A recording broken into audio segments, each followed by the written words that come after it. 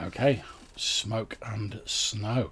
So, when we last left our heroes, they had fought off a strange vampiric creature in the bounds of New Zealand, just to the northeast in the Wolf Forest, aptly named.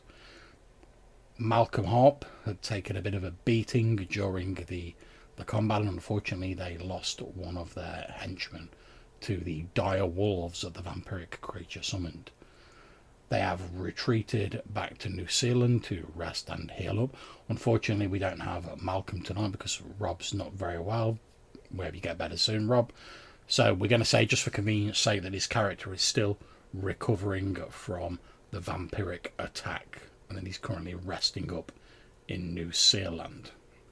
So you guys are preparing to set out for the meeting with Brannan, or Lord Brannan as he styles himself, at Staffstone Tower. You know it to be 3 days' travel through the Whalesong Woods to the west of New Zealand. Obviously, you've any basic equipment you want to buy, you can do that. That's absolutely fine. However, before we continue, as you're all sort of making your preparations to set out and go about your business, etc., you're all getting your equipment ready, you're getting ready to set off. You're stood there talking to Lan Rivar Brock, who chose you as a mate to help restart this Ice Walker tribe, since hers was decimated by the pirates, a tribe that you've chosen to christen the Rising Embers tribe. When you see the small blue-skinned Ice Walker sage, Quilak, walking towards you, and he sort of like waves his hand towards you, Brock, as he approaches. He looks a little bit worse for wear, no doubt due to him getting very merry during the festivities of the previous few nights to celebrate your union with Alan Rivar. And as he approaches, he says, good, Brock, I'm glad I caught you. I heard you were leaving the village. As I said the other evening, I didn't want to brook tradition, so I wanted to give you a small gift. And he takes out a little like a leather pouch with a little drawstring, only about like the size of a fist, and he hands it over to you. He's like, there you are. Okay. I'll just have a very quick look inside. Okay, you open it, and inside is a small sort of blue silver ring with a teal coloured gemstone set into it. And he says, yes, this ring was blessed by the shaman of my tribe a long time ago to bring the protection of the spirits on any Ice Walker who should wear it. Such a gift is very generous. No, not at all. As I've said, I may have left some of our traditions behind, but I think it's important to commemorate unions such as any gestures that you and Lan. It's blessed by the shaman, you say? Yes, the shaman of my tribe. And he hands you over this ring, the Band of the Tribe's Protector, which I've already added onto your character sheet. It gives you a +1 AAC and an additional +1 bonus to all your saving throws, which I've already altered your sheet to take into account. Very cool. Well, I will gratefully accept this, very rare and precious commodity, and I'll put it straight on. Indeed. And as you do so, you do feel, I suppose, almost like a warm sense of like well-being flows through your body. You feel slightly invigorated. That you could take on the world. He nods and he says, "Well, I wish the two of you all the best. Now, if you don't mind, I'm going to go and get my head down for a little bit." And he sort of nods at you all, and then you see him sort of like staggering off back towards like the hut that he lives in. Yeah, and I thank him again as he walks off. He sort of like waves and nods. Very kind indeed. At which point, Lan, who's been stood there with you, is sort of like nodding and saying, "Oh yeah, that's a kingly gift," sort of thing. She says, "So, what do you plan to do now? Then, I mean, your friend is still injured." Well, we have this this meeting we're obliged to attend, or at least Weimar is obliged to attend, and I don't trust them enough to let him go on his own. So myself and Quintin are going to join him on the journey, but we won't be long. It shouldn't take more She than a says, week "Well, to be there and back." in the eyes of the tribal spirit, we are now as one. If you plan to go to this meeting, whatever it is, then I shall travel there with you." Think that's wise in the situation of our new and up and coming hope to rise a tribe? Wisdom doesn't come into it, Brock. If our union is to be strong and be the foundation of the building of a new tribe, then we must be stronger together. Well, you know I can't argue with you. That is the way of our people. So I will obviously do my utmost to protect you at all times. But you're right, we will be stronger together. She nods. And I have added her as a retainer to like the party, and you should be able to like move her token, etc. if you get into any combat. Obviously, cool. technically she's like a level 0 human at the minute, because you have to get like 1 XP on your first adventure, and then you like get a level basically. Yeah, that's fine. Yeah. So she's rocking that sweet 4 HP at the minute. Oof. Yeah, level 0 is no joke, man. Yeah, I'll do my best to protect her. So obviously, as I say, you guys know that if you travel west, like directly west, through the Whale Song Woods, on the 3rd day you should sight Staffstone Tower, which is where this meeting is to take place. And obviously you've left yourself enough time to travel there. Obviously you've got a bit of time if you guys want to like have any discussions or do anything sort of like before you leave the village. So if there's anything you guys want to do, obviously shout up. Otherwise we can crack straight on with the travelling. We didn't, for any reason, want to visit anywhere else on the way, like the cave of the pirates, just to see if they've sort of reusing it for anything, or Dear Son for any reason, or Not that I can recall. I don't think there's really any need to, is there? It definitely wasn't mentioned as part of your original plans, but obviously it's down to you guys what you do. Oh, it was only because it was nearby, really. But Okay. no, I Always think check it out. It's not a problem. yeah. Okay, so you guys set off on your travels.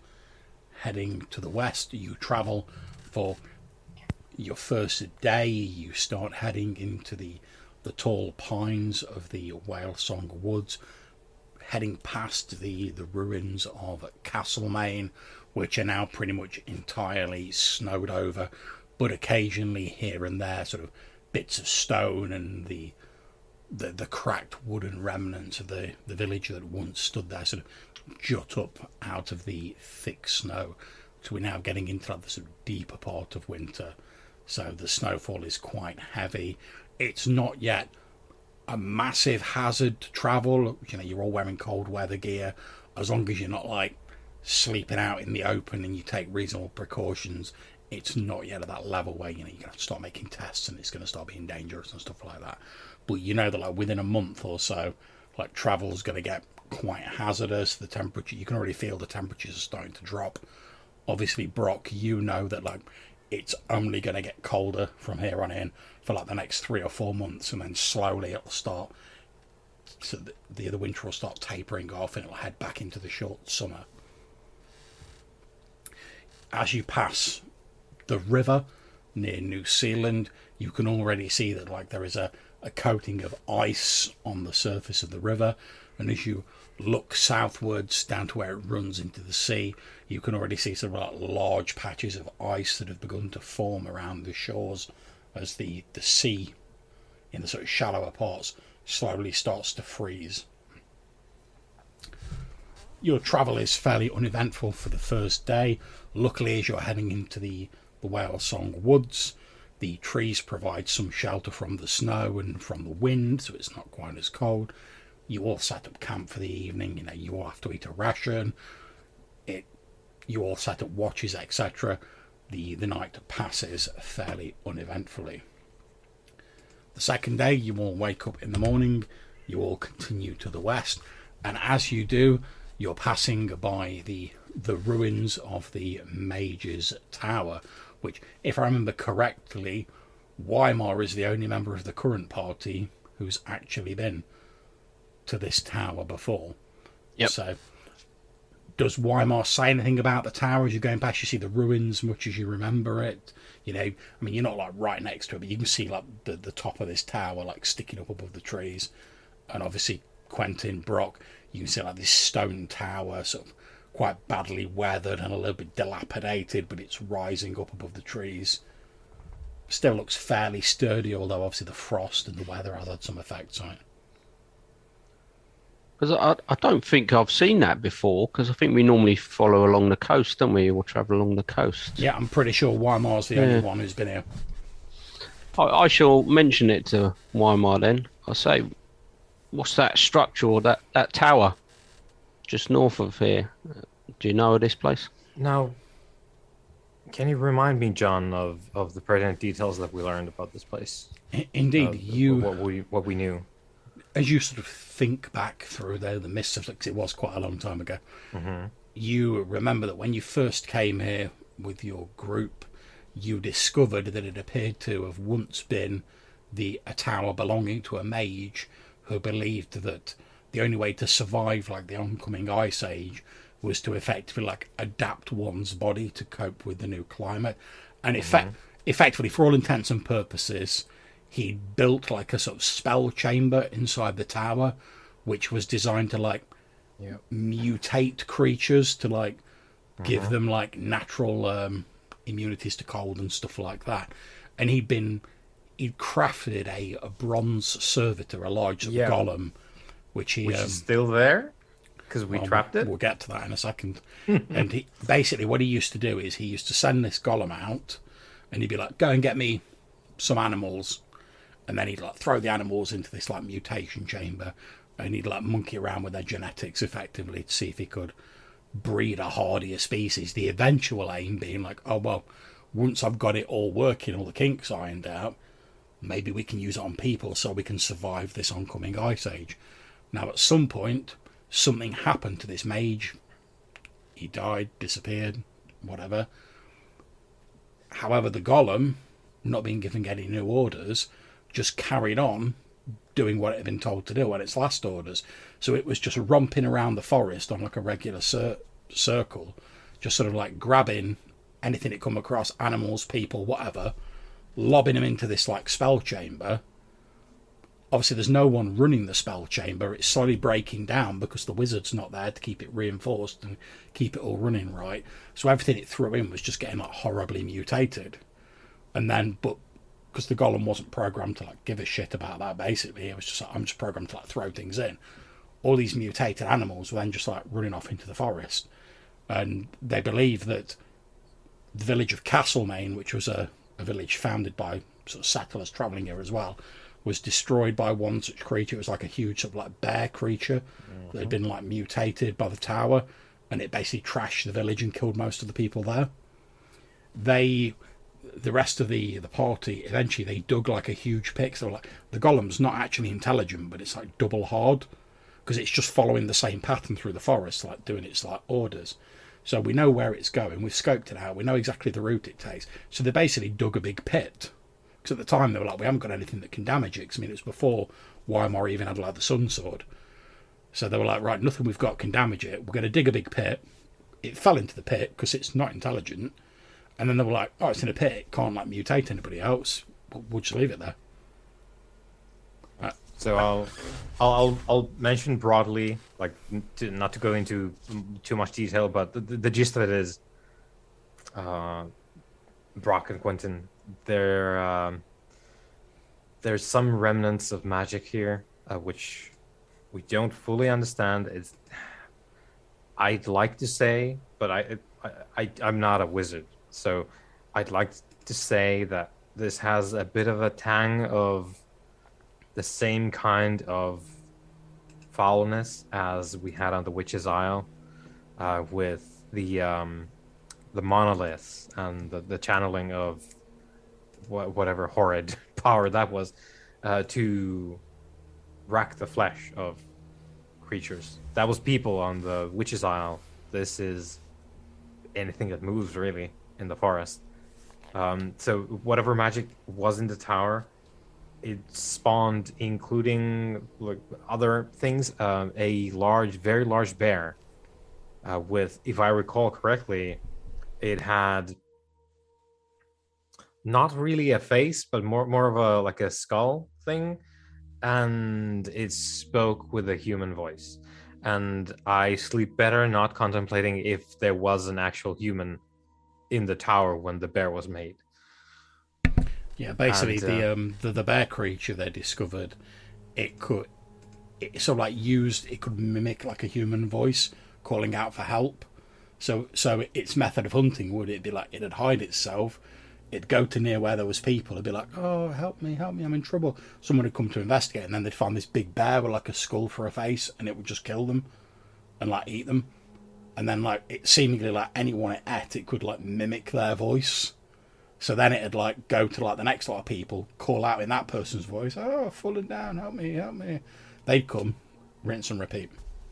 And the player characters killed that horrible creature. yeah, with what, John? A pit.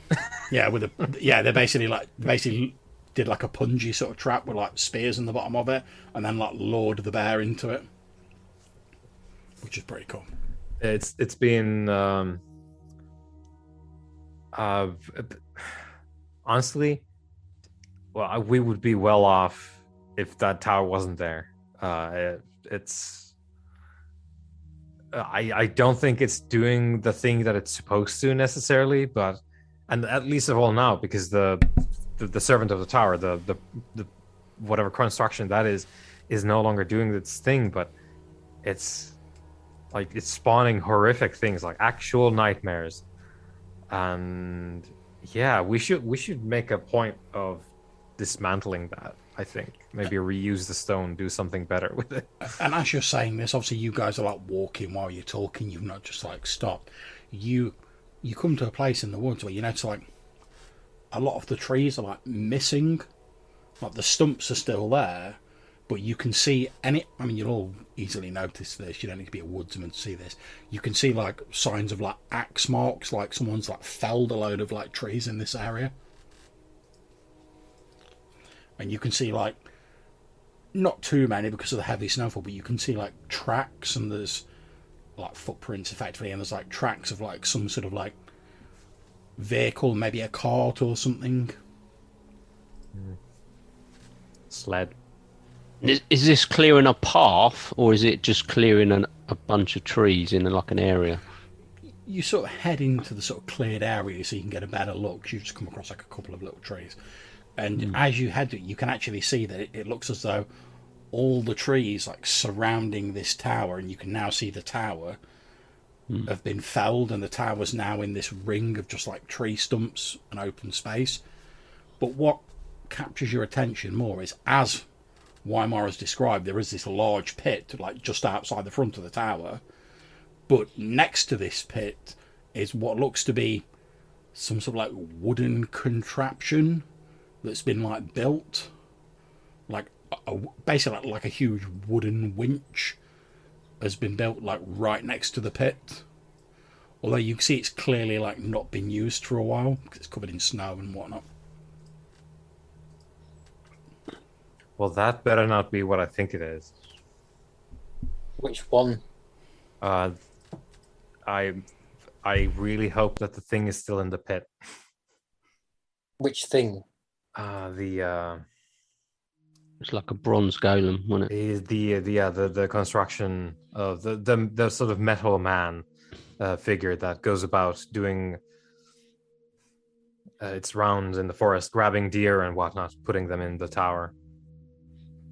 Well, should we go and take a look? Yeah. Very careful though.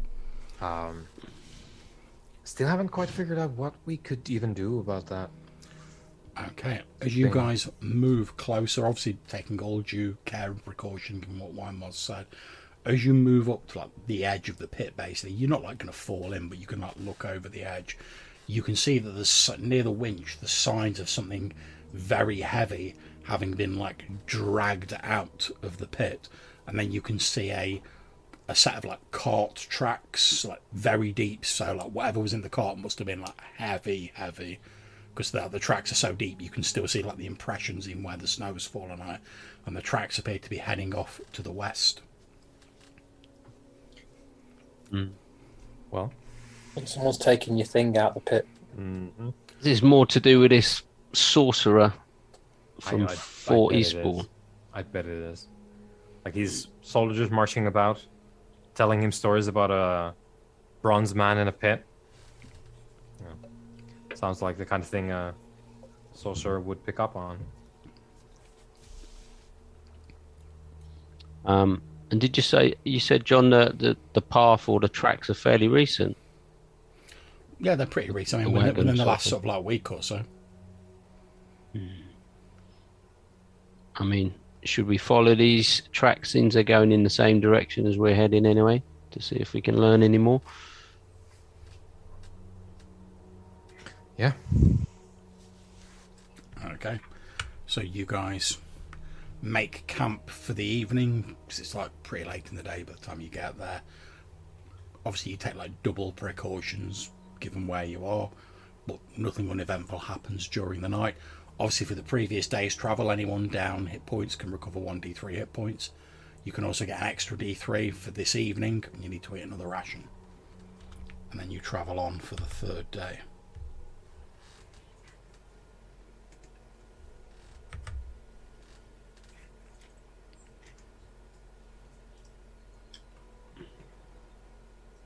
Okay, so on the third day of travel, you set off fairly early in the morning, and within an hour or two you see the stone shape of Staffstone Tower. It's like a square stone tower with little turrets at the top, etc. There's a small stable, various bits and pieces, but it's a watchtower. It's not like a full-blown castle. As you're heading up, you can see there's a few guards around the entrance, wearing the purple and black livery of Fort Eastbourne, which seems to have been carried on to Staffstone Tower, which isn't surprising. You can see there's a few soldiers sort of like knocking around the outside. You also see there's like quite a few horses like in this barn, sort of tethered up. You can see them. You could also see what appears to be a large cart basically parked outside of the tower with like a tarpaulin over it, and as you get closer you can see what appears to be like the end of a huge arm made of bronze like hanging out from under the tarpaulin, just sort of like trailing down on the floor. Is this the creature you talked of, Weimar? This thing in the cart? What was it covered entirely, or You can just see like the arm poking out. yeah, but just the arm. It looks like a big bronze arm, so Yeah. chances are good unless it's like another big bronze thing. Probably. And do you think they will have a way to control it, or they've sort of temporarily? Yeah, whatever they've done, Stopped it. it's not moving. So at least they can do that. Can they make him stand back up? Don't know. But it all shouts magic involvement. Oh yeah. Oh yes. Oh yes. It's this thing has spent who knows how long grabbing things from the forest, putting them in the tower. Tower in turn has spent who knows how long making these things into nightmare creatures. Are you guys approaching the tower, or what are you doing? I'm going to try and sneak a peek at this thing's head. Yeah, is it Are guarded? you trying to like do it on the stealthy side of life, or Yes, mate. Yeah, definitely. go for it, make that move silently roll? Well, can I try and approach the tower in a quite a sort of loud and Yeah, that's not a problem. to try and distract a bit from the attention that might be Yep. towards Quentin? There you go.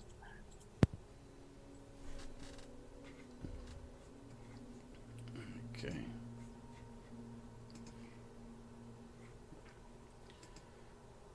Okay, so as you roll up to the tower, you're not trying to do things on the stealthy side of life. You see one of the guards quite obviously spots you, Quentin, and he looks over at you and he's like, "Is there something I can help you with, sir?" I just wondered about the big giant arm. Oh, that, he says. Well, yes, of course. And he like pulls the top back a little bit, and you can see like it looks like a huge armored man made of bronze, like with a sort of sculpted face, etc. You can see like various like jointed, segmented armored sections. It appears to be like lying unmoving in this cart, and one of its arms is just hanging out. And he's like, "Yes, we found this thing on one of our patrols in the nearby areas. I'm sure you're probably aware. The Lord of Fort Eastburn wants the area clearing out of dangers as much as possible to make it safe for the people. So he sends out regular patrols. Found this thing in some sort of pit outside of an old stone tower. Took us bloody ages to bring the thing down, but eventually we were able to kill the beast." And he like slaps his hand on this metal figure. It's like a dang. He like slaps his hand on it, and he's like, "Yeah, it took us ages to bring it down, but bring it down we did. And well, we brought it back here. As far as I understand, the plan is to melt it down and salvage the metal for something more useful. I believe Lord Brannan's planning on launching a more thorough expedition to explore the tower once he has a meeting with some visiting dignitaries shortly. I believe he's planning on getting around to hashing out his plan about that once this meeting's dealt with." Well, I'm glad you're around to get rid of these things. Well, indeed. So, Lord Brannan wants this area safe for settlers and the people in it, and obviously we need to thin out some of the barbarous dangers on the coast before people can really rest easy and know that they're safe within the bounds of the domain, so to speak. Well, thanks for sharing. I'll make sure my dignitary is well informed of your progress. Ah, you're one of the staff of one of the dignitaries. Yes, Weimar. Oh, yes, he's the fellow who's been tapped for rulership of one of the new towers, isn't he? Yes, in New Zealand. Yeah, he says obviously we're not, being a lovely god such as myself, we're not privy to all of the details, but you know we've heard a few things come down that there's the new tower going to be built, and obviously we've heard the name Weimar as being tapped as one of the potential castellans for the towers. So well, I and he sort of like he gives you like a little salute, and he says, "Well, I hope your meeting goes well, sir." Thank you. Then he just like flops the top back over the bronze man. You see him actually like he struggles. Obviously it's well heavy, but he like lifts the arm up. He's like, and then like plonks it back on the cart with a clang, flips the top over it. Weimar, that's your beast. Right, well, I'm happy that it's not moving. What's the plan with it? They want to melt it down and repurpose the metal. But they're also planning an expedition to your tower. They can have the tower. That tower, I presume. Yeah, that tower with the golem. Yeah. Yeah, they can have it. it's not going to be good for them either. But there's one supposes that the will of their lord is quite adamant. Well, we just need to hope that the mutation thing isn't happening outside of its chamber now. As long as they can't repurpose it in some way. That foul magic you talked of. As you're having this conversation, another guard from the tower approaches, and he gives you all a salute, and he says, good, I take it you're here for you're one of the visiting dignitaries, and he sort of like looks around you all as though he's expecting you to like, introduce yourselves.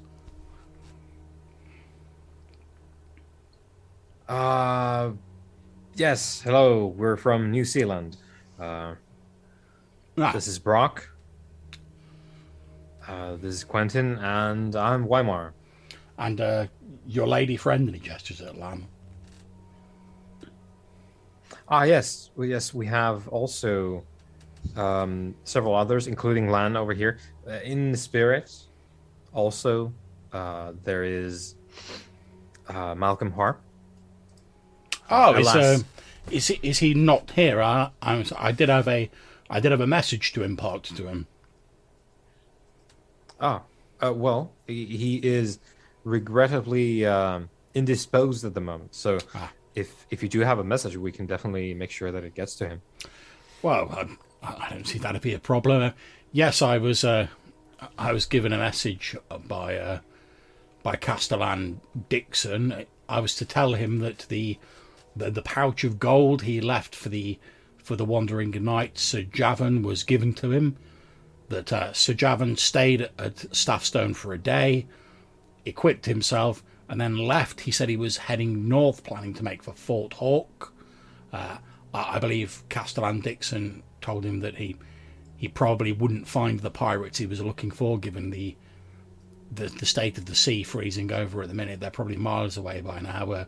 I think that was about 3 days ago. Like I say, he left heading north. Mm-hmm. That was the message she gave me. Well done. Not at all, sir. Is there anything else I can help you with? Any plans, since we're all in the business of tower building these days? Indeed. Any plans for this one? For Staffstone? No, this one with the source of, some concern along the way from New Zealand to Staffstone. There is a dilapidated one. The one where the metal man was found? The very same. He says, well, I know my lord in the future is planning... he's planning a fact-finding expedition there. I believe that the hope is that if it's not too badly damaged, it can be repurposed and used as another watchtower along the coast, since obviously, especially in this weather, with the somewhat lamentable lack of raw materials in Valkonen, it's quite time-consuming and obviously very costly to actually build towers. And, well, when there's one already sat there, if it can be made safe and secure, it seems a shame not to use it when it's practically just sat there at the moment. If I can offer a suggestion, a layman's suggestion, to do with primarily dismantling the tower, not disposing of the materials per se, dismounting the tower, cleansing the area of,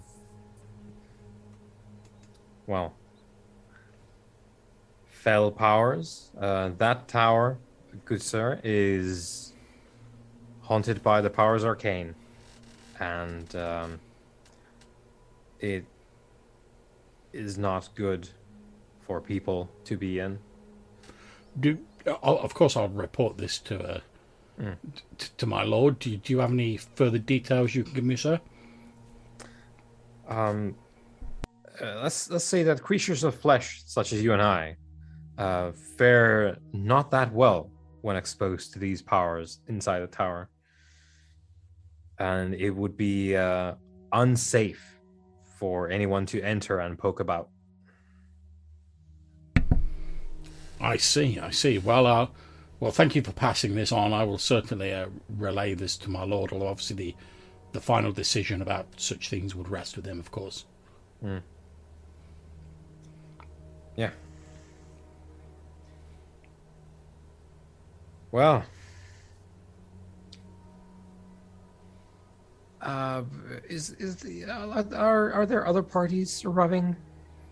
He says, well, yes, there's a number of visiting dignitaries arrived. Most of them are already here. There's of course Lord Brannan, obviously. I'm afraid Miss Dixon is currently elsewhere on business, but she hopes to return for the end of the meeting. There's that strange elven fellow who turned up with his retinue earlier on today, and there's a captain from Fort Hawk. I think his name was Captain Boyd. He's representing the interests of Lord Carabashawk at the meeting, and I think that's about it. It's a fairly small meeting as far as these things go.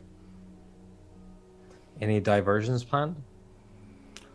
Not as far as I'm aware, sir. Very good. Do you wish to head straight there, or do you wish to refresh yourselves before? I think we're good to go. Brock, Quentin, Good to go.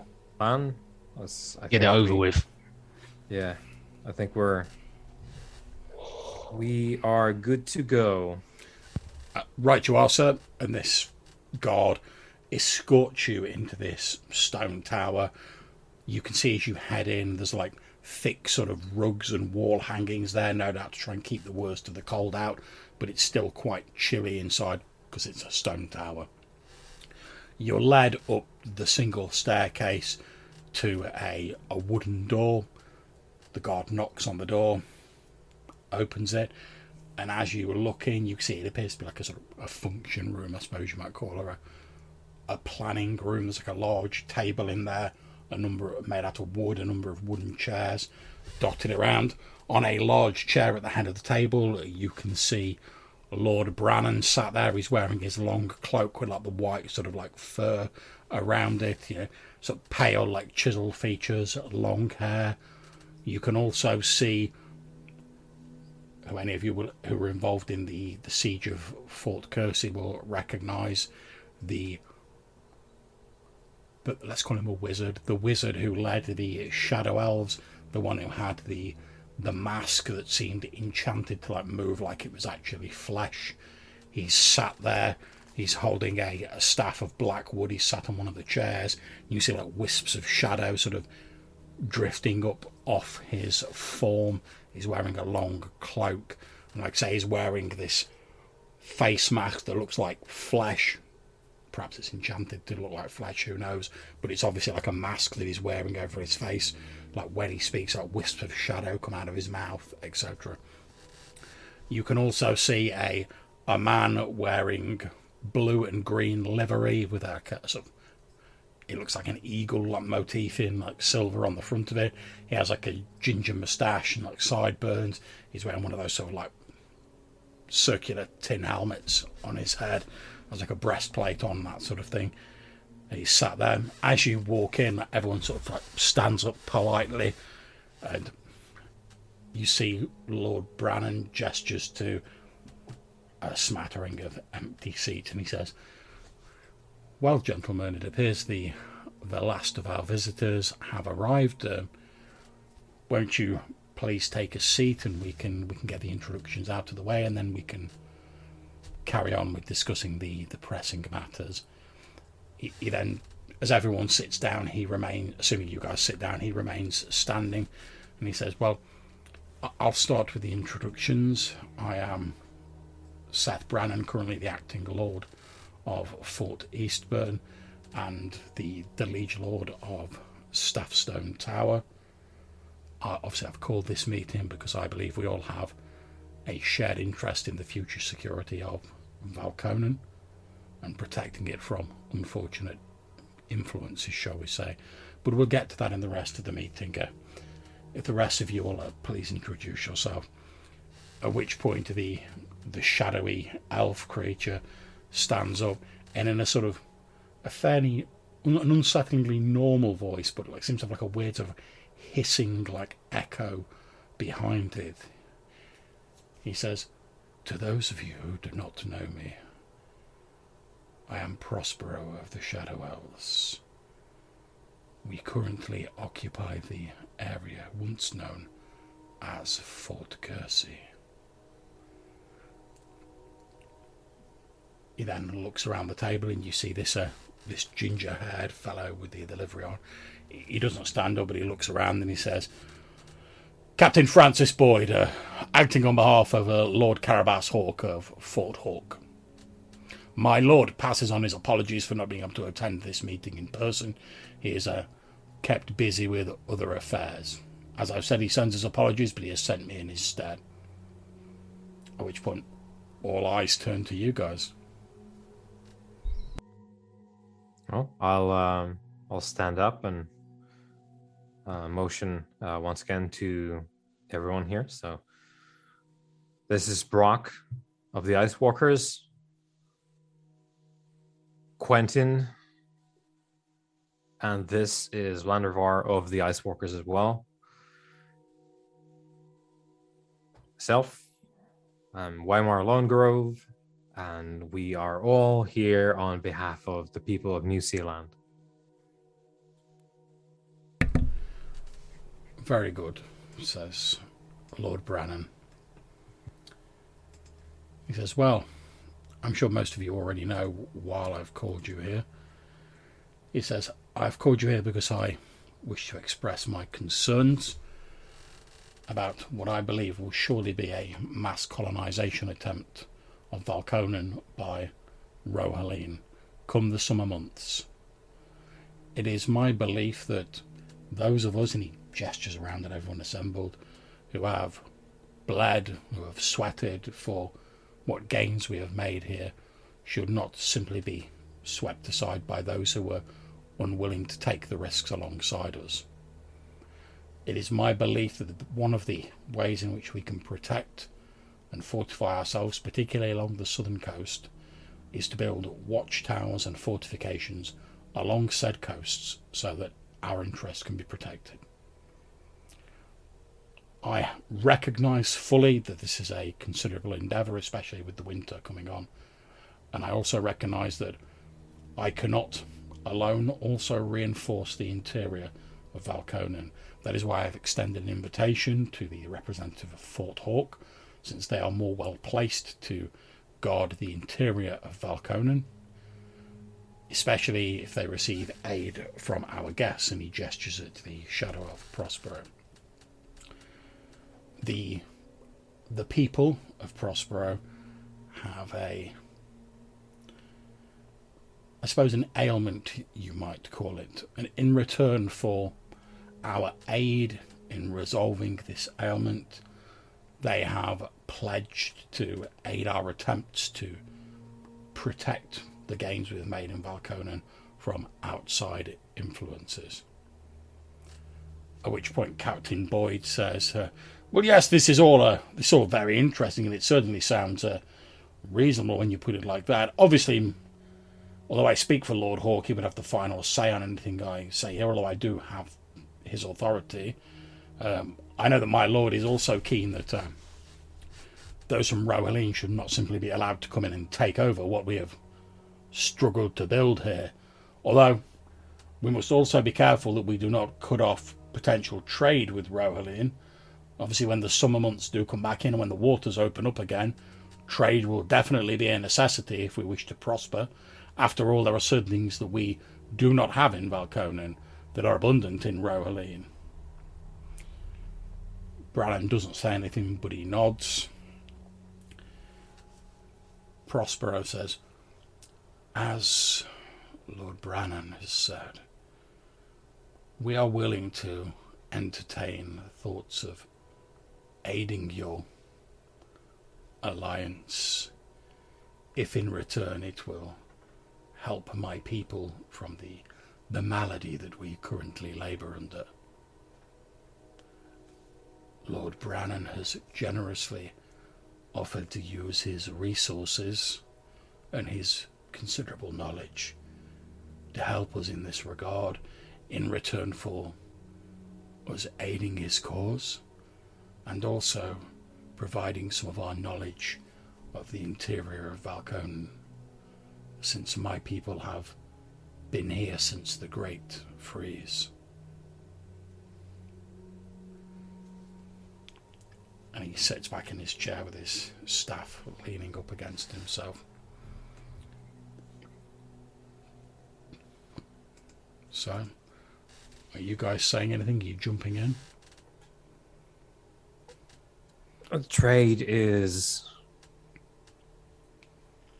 going to be a reality, and it should be us doing the trade.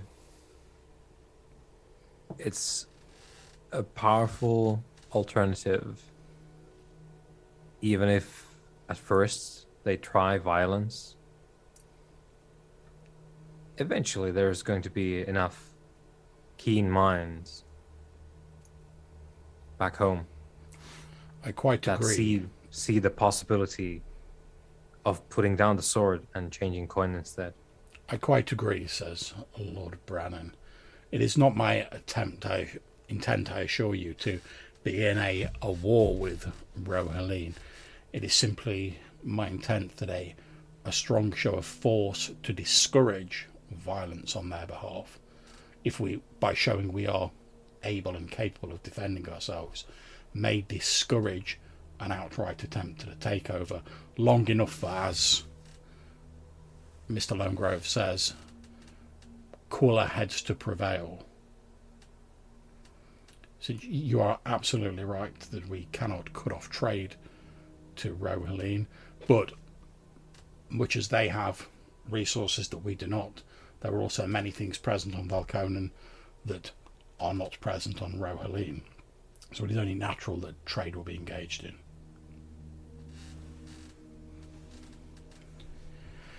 There is, of course, and he sighs a little bit, there is, of course, one other problem, says Lord Brannan. I'm sure you're all aware of the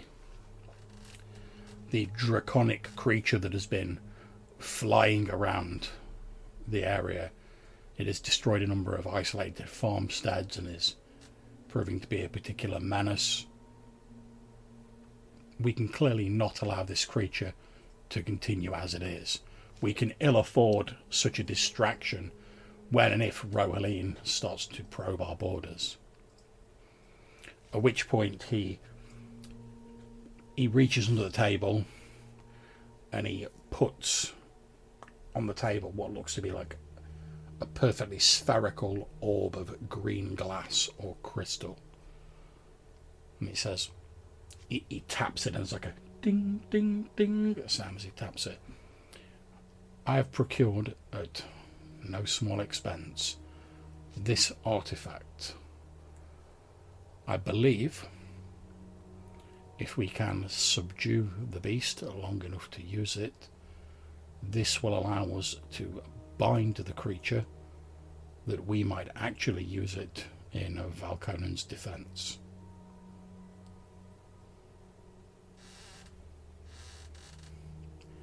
I personally would rather not kill such a majestic creature unless absolutely necessary.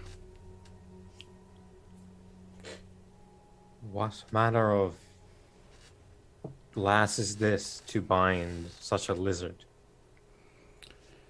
He says it is not a glass as such, it is a particular stone. There exists, but forgive me if I am repeating knowledge that you all know here. I'm simply relaying it so that anyone who doesn't might catch up. There are a number of different species of draconic creatures in the world, and for each species there exists but one of these artifacts, these orbs.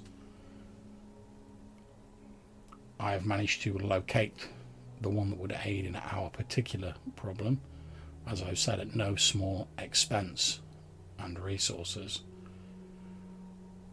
It is said, and I'll admit there is still much research to do before this could be used, it is said that someone strong of will who possesses such an orb can use it to bend the will of such a creature to their own. Now, I do not know for sure whether this is true or not, and I will, and my people will need to conduct considerable research on this item before we can divine whether we can use it or whether it indeed works.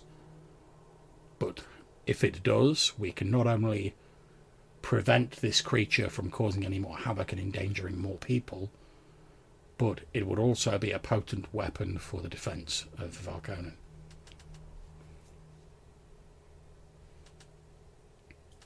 Not to mention other more mundane possibilities, moving resources, etc. I'm sure you've all seen how quickly the beast can move through the air. Imagine if we were able to harness that to move resources for the building of towers, etc.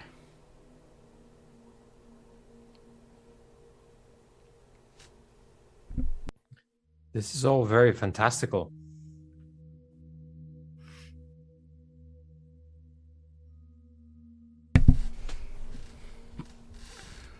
Indeed, and I should point out it is in no small part thanks to the assistance of Prospero here and his people that he gestures at the Shadow Elf that we have been able to obtain and recover this artifact. So my thanks to you, Prospero. The Shadow Elf nods.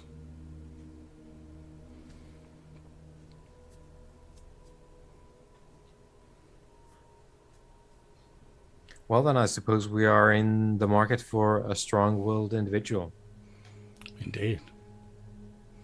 As I've said, we will... It is my intention, once we have concluded our researches on the item, and should we believe that it can be used for such a purpose, safely for all concerned, then we will of course be looking for volunteers to help test the item. Obviously that will involve a great deal of danger, since even if we and again forgive me if I'm talking down to anyone here, I do not mean to, but I'm aware that we have varying degrees of experience with the arcane here. Even if such an item is understood, its function understood and how it technically can be used, there is always a degree of uncertainty with these things. The forces of the arcane do not always work in a predictable and logical manner, so there will be a degree of danger involved in testing it, even after all of our research. But I hope to put out a call for volunteers to help with that testing once we have determined that we can make it as safe as possible, though as I say, it can never be made 100% safe. Would anyone care for some refreshments? No, thank you. He looks around the table, the Shadow Elf shakes his head.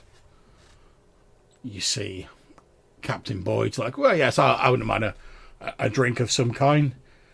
At which point here, he reaches under the table again. He brings like a little bell and he's like, ding, ding, ding, ding, ding. One of the, you presume like the tower servants, obviously not a guard, but just like a sort of peasant type, comes in.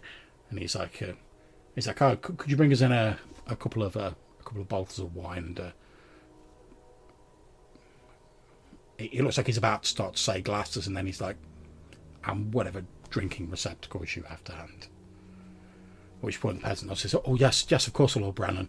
He heads out, comes back a few moments later with like a sort of metal tray, puts it down on the table. There's like a couple of bottles of wine and various, pretty much like tin mugs basically. There's no like fluted champagne glasses or anything like that. And he says, well yes, I'm sorry that I can't host you in more luxurious settings, but we have to make do with what we have. And he starts pouring out the wine. He takes a sip himself. Anyone who wants a glass of, like a mug of wine, you can have a mug of wine. It's just a fairly nice red wine. Nothing particularly special about it. But a few moments later, the peasant comes back in. There's like some bread and cheese and whatever. And that's put down on the table as well, and people are like picking at it while they're talking. And he says, at which point he says, tell me, Mr. Lonegrove, have you reached a decision about whether you're willing to accept our offer of becoming the Castellan of the new Sealand Tower? Now that we've agreed to your slight relocation. Indeed, with certain architectural amendments, we have an accord. Amendments? Are you referring to the location? The location of the tower. Yes. Of course. My apologies. I thought you meant some additional amendments to that. No. Yes, I'm quite happy to agree to moving it closer to your village of New Zealand. In fact, I think it's a splendid idea. The point of having these towers, after all, is not only to make a statement to Rowaleen that we are able and capable and willing to defend ourselves if needs be. It is also to reassure the people who dwell here that we stand ready to defend them if they should be threatened. So I think building it closer to your village is a splendid idea. And let it be known here that we do intend on another tower. We shall have two. Splendid. One of our own craft, in addition to the one that we have discussed before here. For we see a great value in the river, and thus we shall place two towers at the river mouth, further to control the access to inland Valconan. Lord Brannan nods and says, splendid. I think that's an excellent idea. As you say, if we're hoping to eventually encourage trade, we will need to have some sort of regulations. Obviously, travel by river is one of the fastest methods, so I think maintaining a firm grasp on the mouth of the river, so to speak, is a splendid idea. Now, I would like to place my hand under the table on the pommel of my sword and think at the sword real hard. Now, this is the moment. If you are capable, what is this Lord thinking of? Okay, you don't receive like a vocal answer from the sword. However, thankfully. He's not just like, well, he's double crossing you. He seems full of shit. He's talking bullshit. But no, however, you receive a vivid flash of, you see Lord Brannan stood in some sort of, it's obviously like Valconan, but it's like a generic sort of snowy like landscape. You see him stood there. He's holding the green crystal orb that's now on the table in his hands. There seems to be like a wind issuing forth from it, like his hair and his robes are blowing out behind him. You see a number of his soldiers and like other sort of people around this dragon that's lying like, you recognize the frostworm, that's lying like subdued, like spears sticking out of it and like arrows and stuff like that. And you see like a few like indistinct people, like you see like one or like so they're quite shadowy and vague, as though like the further things get away from you in the scene, the more indistinct they become and the more hazy. You see like a big figure in the background and you're like, oh, is that Brock? It's about the right height for him, but then it sort of like fades into the background and you can't really tell. You see, obviously this dragon has been subdued. You see Lord Brannan step forward and he places the orb against the sort of forehead, I suppose, of this draconic creature. As he does, there's like a blinding flash, and when the flash clears and it's sort of, the after effects fade off your retina, Lord Brannan and the orb have disappeared. What about the dragon? The dragon is still lying there on the floor. However, then it begins to move.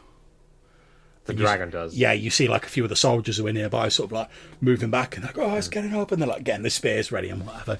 The dragon sort of like rears up to its full height, opens its mouth, and then in the voice of Lord Brannan, the dragon says, "Now our real work begins."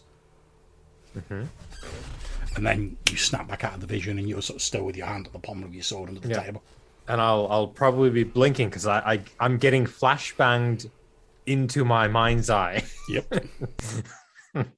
So I'm blinking hard, and I'll reach for like a piece of bread, to just sort of like like occupy myself and be like, oh, maybe I'm feeling a bit woozy. Just get some food in. You see that Captain Boyd looks over at you and he's like, oh yes, I understand that. He says the cheese is making me a little bit bilious as well. No offence, Lord Brannan. Lord Brannan sort of waves his hand. Yes, I do. We don't have a lot of cheese in New Zealand. No, I think it's mostly fish. I think I'm getting a bit old for such rich fare, says Captain Boyd, and he like reaches out. He takes a swig of his wine. Yeah, I'll take a piece of bread, and I'll do that thing where I have the chunk in my hand, and I'll pick like pieces of it and eat it, and meaningfully, sweep the room, lingering on the Lord a couple times as I do. You see, he's got like a big bit of like crusty bread himself, and he like, because it's like a fairly sort of like rock hard like bread, because obviously it's made to like last. That's the main thing. You see him like he like dips it in his wine to like soften it a bit, and then like, pops a bit of this bread into his mouth, and he's chewing it, and he says, "Oh, by the way, I should apologise that my Castellan, Mercy Dixon, isn't here. They had a little trouble around the tower shortly before our arrival, and being the conscientious Castellan that she is, she went to make sure that it was all resolved and wouldn't interfere with our meeting. She passes on her apologies and hopes to be here before the meeting closes."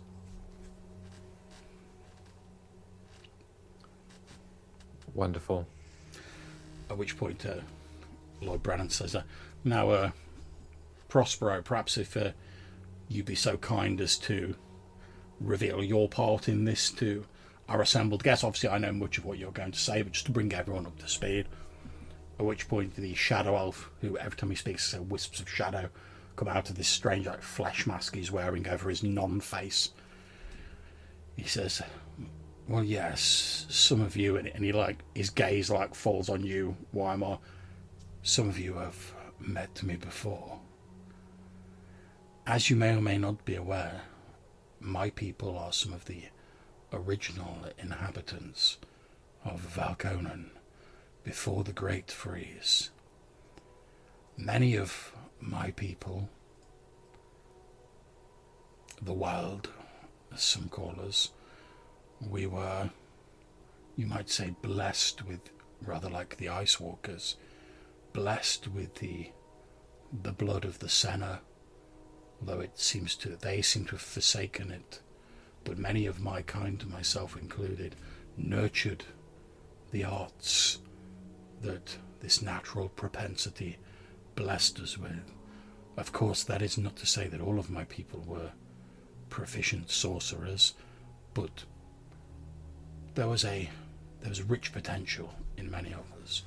When the Great Freeze was brought about by the hubris of the Senna, although many of our people fled southwards on the great fleets with your ancestors, those of us who chose to remain, we attempted to use our abilities to fortify ourselves against an unsurvivable winter. Even your own," and he looks at Brock and Lan, he says, "even your people, although you did not flee as far south as others, even your people moved south onto the ice floes. We chose to remain, but no one could survive unaided against the great winter. We wove a mighty working that we, perhaps in an echo of the Senna's hubris, believed would preserve us against the winter. It would fortify us against it. However, the working, which was by necessity hastier than we would have liked, had unintended side effects. Those of us who had a strong talent for sorcery, let's call it, for the sake of simplicity, our abilities were much bolstered. However, our physical forms were reduced to what you see now, little more than living shadow. Those of my people who did not possess sorcerer's talents were affected in a similar way, but were reduced to little more than automatons. Eventually, we worked out how to make the masks that allow us to interact with the physical world, but we are, as you see us now, 1 foot in the physical world and 1 foot in elsewhere. It is our desire to find a way to return ourselves to our previous forms whilst maintaining the gifts that were bestowed upon us, and also to return the minds and the hearts of those of our people who were reduced in stature due to not possessing sorceress talents. In return for the generous aid of Lord Brannan in accomplishing this goal, I have agreed to provide your alliance with knowledge of the interior of Valconan and many of its threats and dangers, since we have been here for a long time, and also to help come to the aid of yourselves should this Rohaleen you speak of decide to ignore your great towers and launch an attack. And all we ask in return is your help in undoing the damage that we unwittingly wrought upon ourselves. But first, as a sign of good faith, and he reaches into his cloak and he pulls out what looks to be a sort of roll of some sort of leather with like cord tying it up, and he throws it onto the table and it lands like in front of you guys, just like on the table, this roll of leather with twine around it.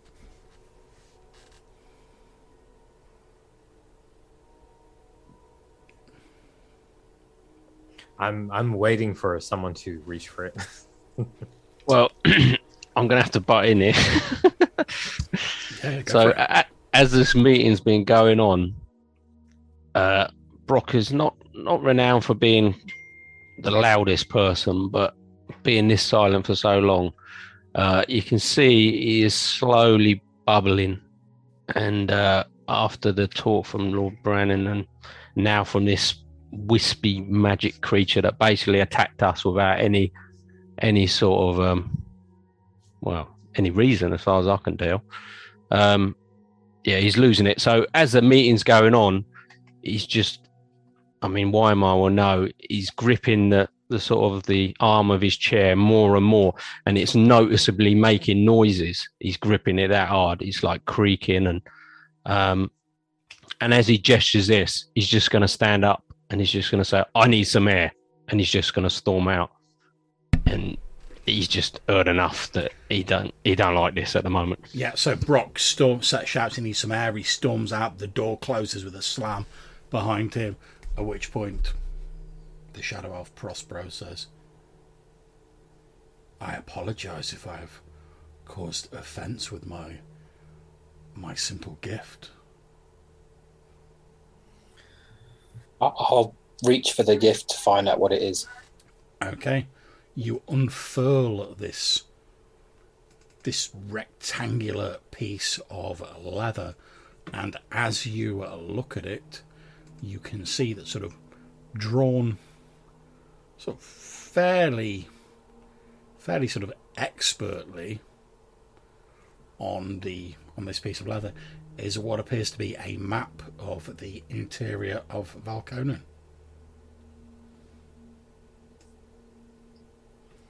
I'll say, as we're all looking at this now, I've now revealed the map. Oh, let me revise that. So, the Great White, is that just glacier, or What, to the far north? yeah? Yes, that's Glacier. Yeah. Yeah. Okay. So, as we're sort of looking it over, I suppose, like people leaning on the table, maybe I'll mention to our shadow friend that I hope you'll excuse the temperament of certain parties here today. The encounter from which you recall certain parties present here today, Indeed. I suppose has soured some tongues. There is nothing to apologise for. The Ice Walkers' antipathy towards forces that they do not understand is known to us.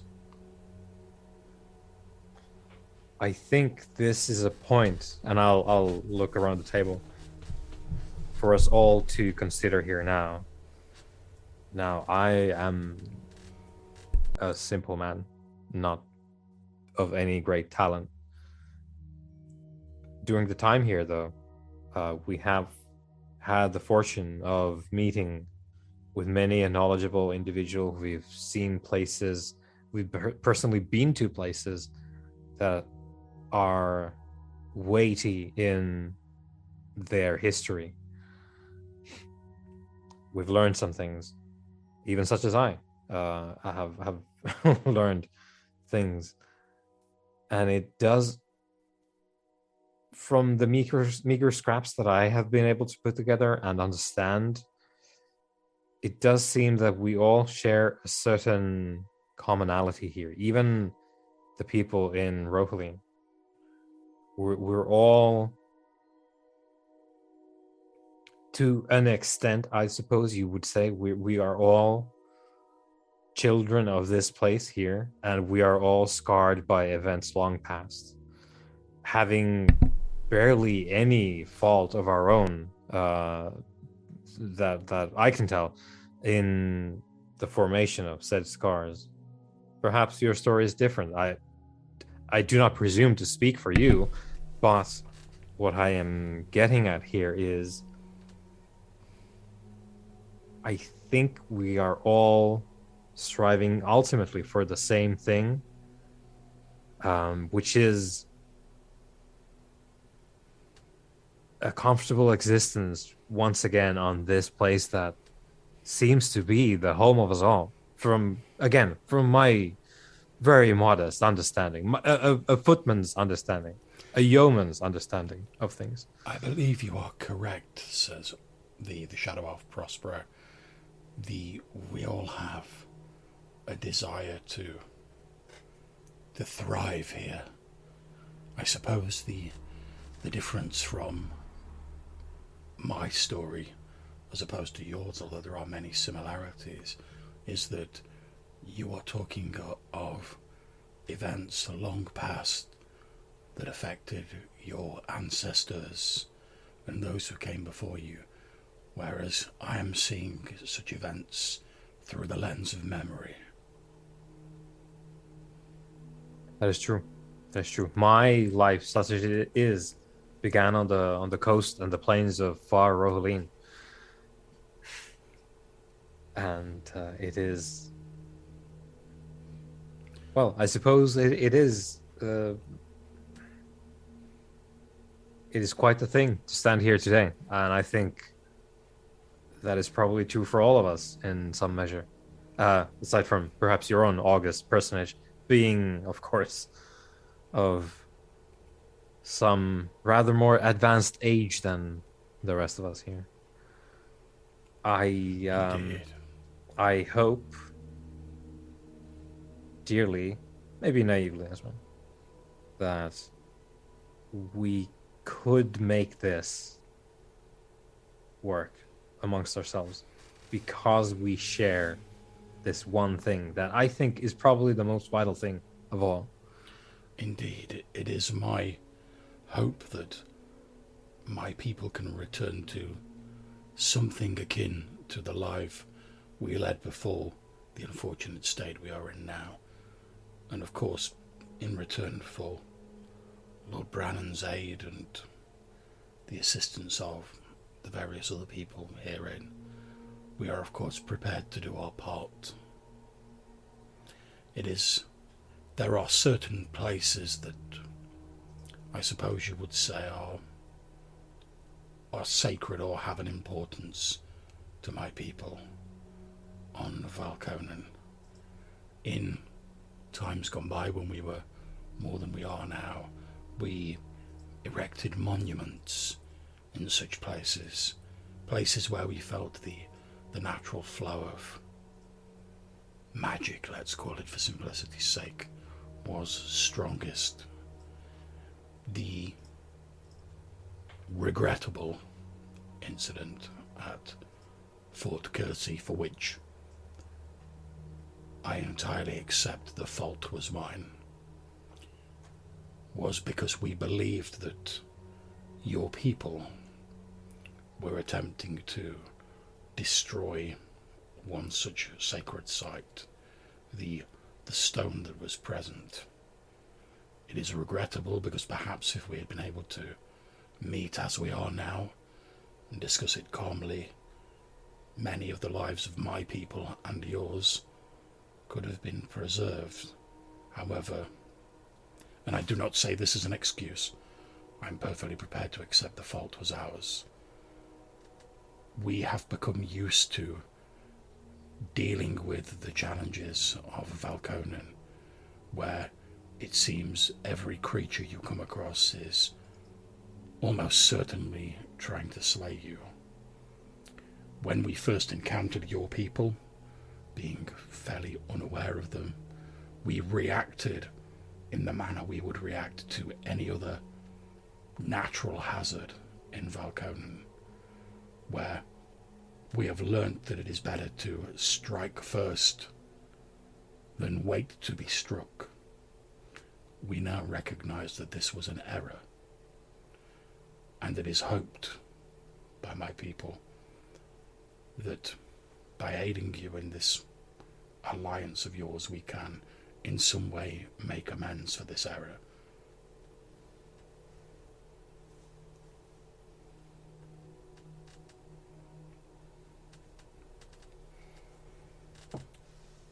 At which point Lord Brannan says, well, yes, there's obviously no denying that what happened in Fort Kersey was a tragedy, but personally, I would rather learn from such an event and make sure that it does not happen again.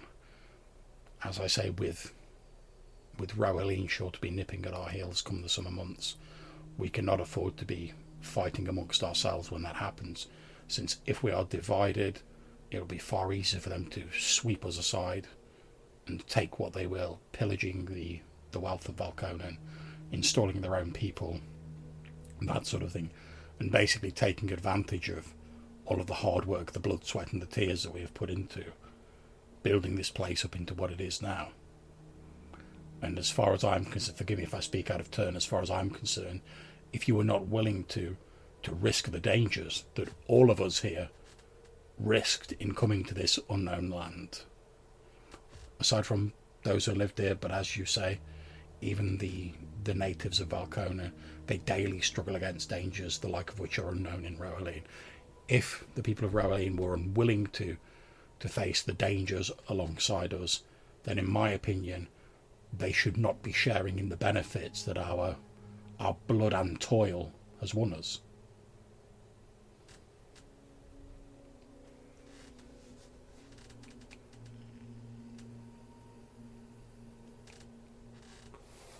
At this point, we're going to cut to Brock outside, presumably getting a bit of air. Huffing about. Yeah, storming up and down. Just stomping about outside, yeah. Okay, so as you're stood outside, you're walking up and down, you see like from out of the forest, you see a group of soldiers wearing like the purple and black livery of Fort Eastburn approaching, and you see Mercy Dixon, the Castellan of Staffstone Tower, sort of with the soldiers. A few of them look like they've got like various like minor wounds on them. There's like they've got like a bit of blood splattered on their like armor and their like clothing. You can see like most of them have got like they're wearing weapons, etc. You can see like there's a couple at the back and they're like dragging one of those sort of like stretchers, like the litters, and there's like one of the guards like lying on it. He appears to be dead.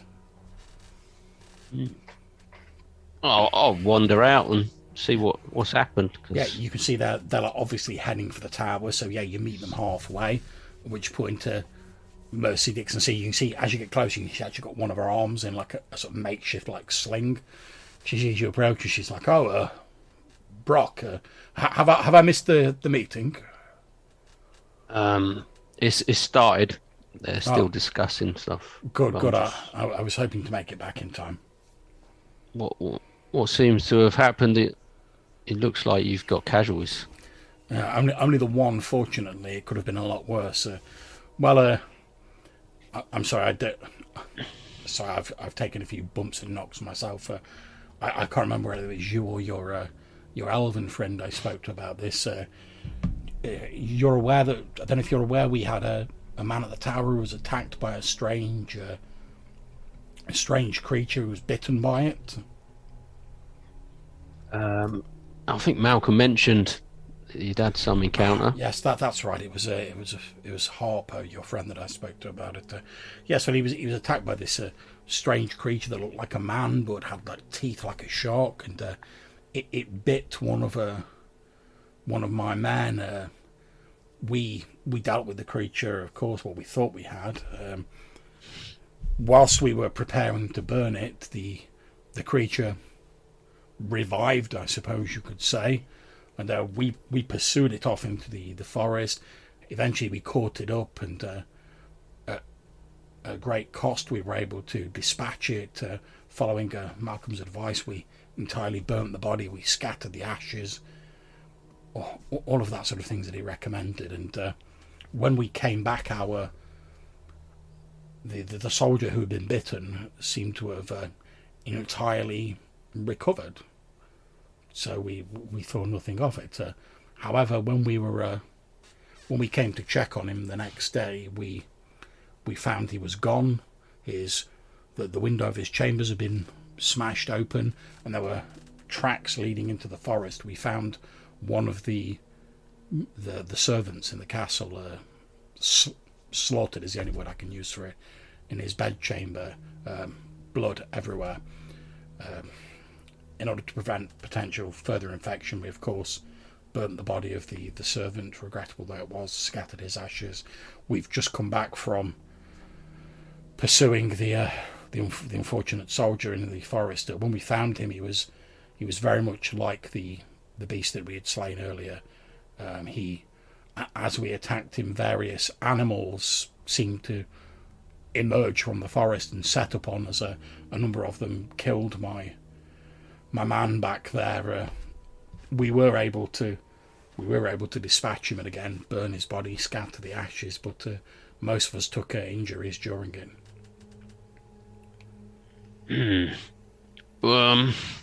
We encountered a similar creature near New Zealand. At which point she looks a little bit panicked and she's like, did you burn its body? We did dispose of the body, but I don't think we burned it. We took its head from its shoulders. Basically, when you guys previously talked about it, when you killed it, it basically like crumbled to dust. Yeah, but we didn't do anything else with it. Yeah. And this man that had been bitten, how long was it before he disappeared? After he'd first been bitten. After recovery.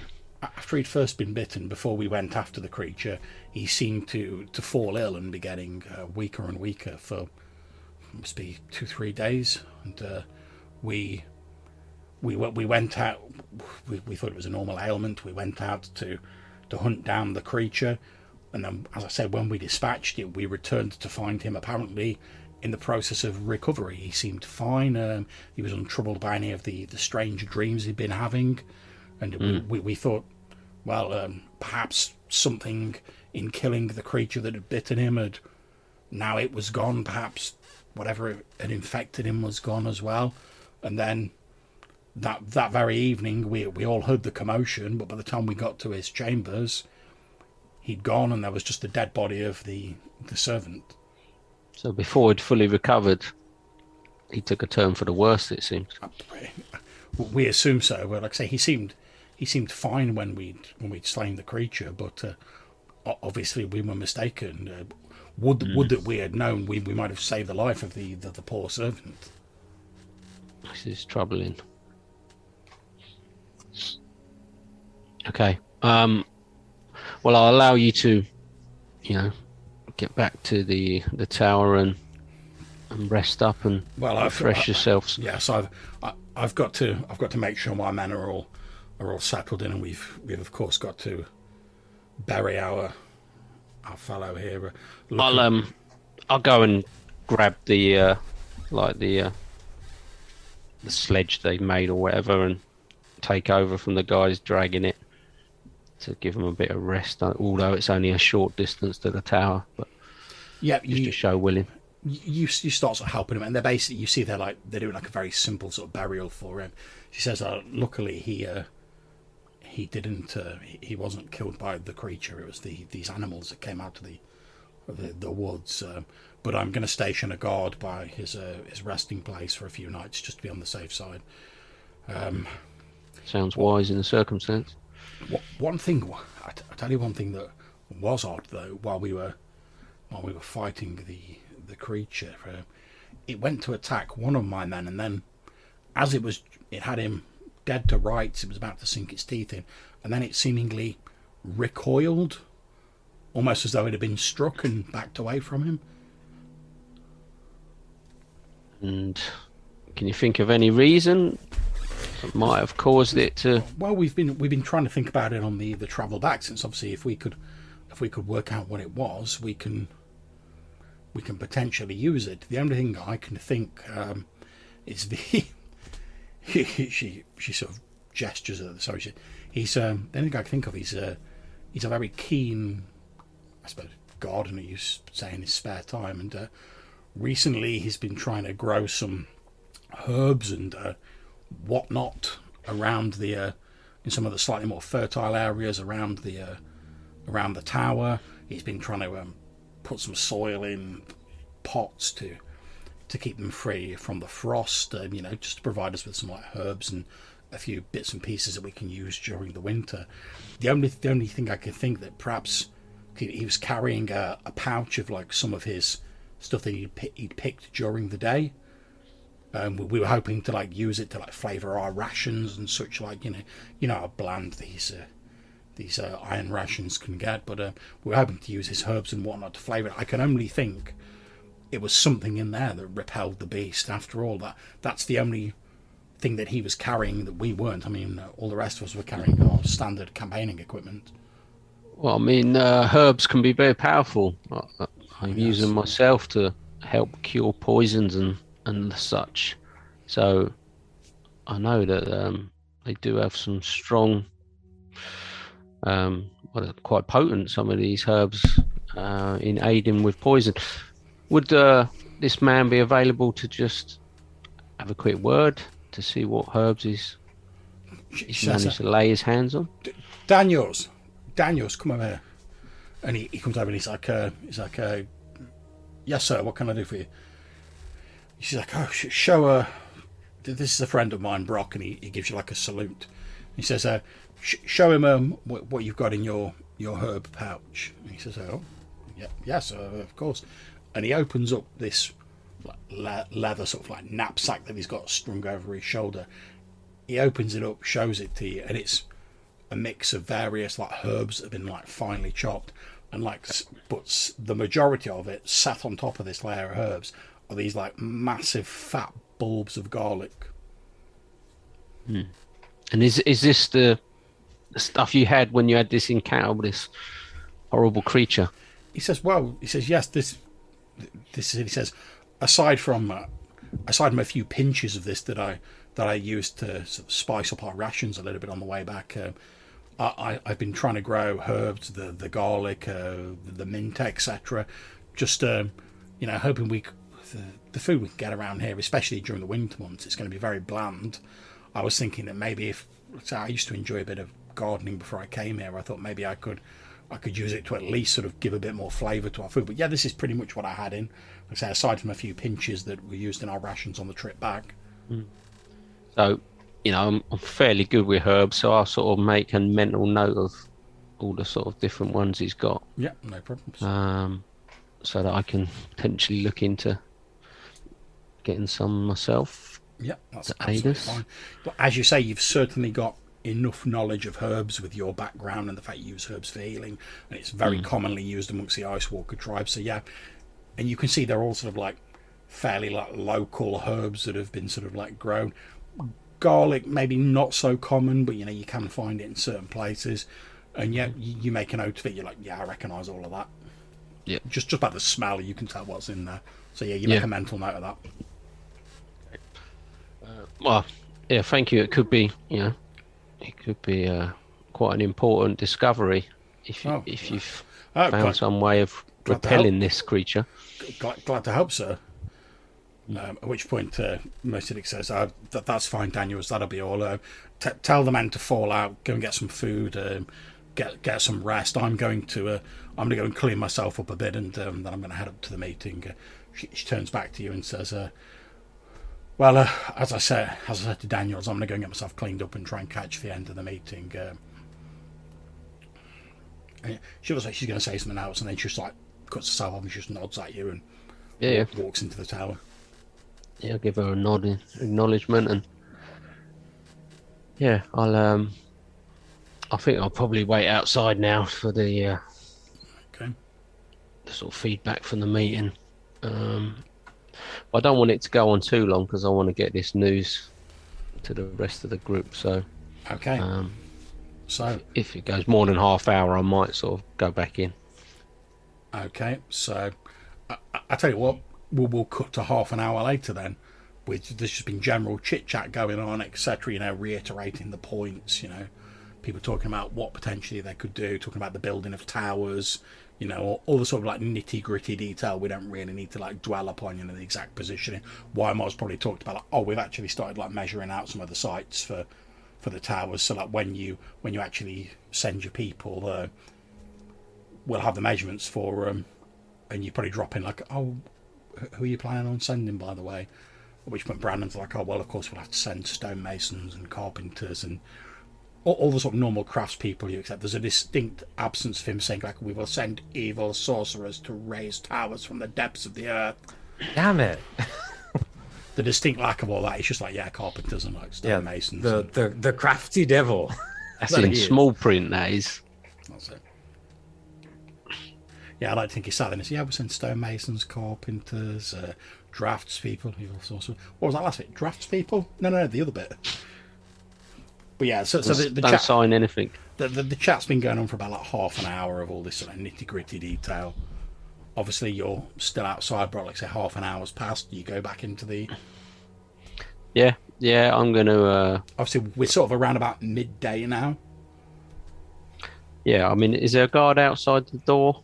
Yeah, there's a guard outside the door, but obviously they've seen that you've come out and you've been in there, so they'll give like a sort of salute, but they won't stop you from going in. Okay, yeah, well, I sort of quietly open the door in case they're in the middle of something, and then sort of, obviously, I'll just go back to my seat. So as you're walking in, Prospero, the shadow elf, is saying, and in the spirit of sharing information in our new alliance, was anyone aware that and he says like a word in Elven that no one like understands, and he says, I believe you call it the Witch Isle, has been colonized by an occupying force. Which went everyone around the tables like, no, I don't know that about.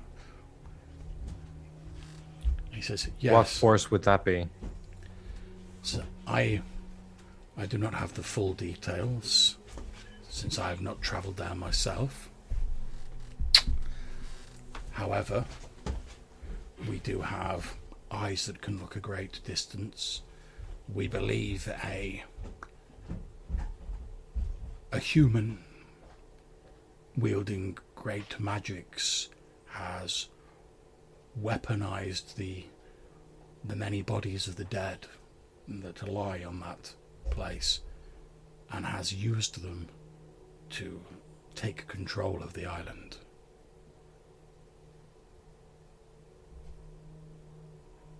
Previously, I believe it was occupied by a ragtag alliance of, and again he says like an elven word that you don't understand, and strange, deformed creatures.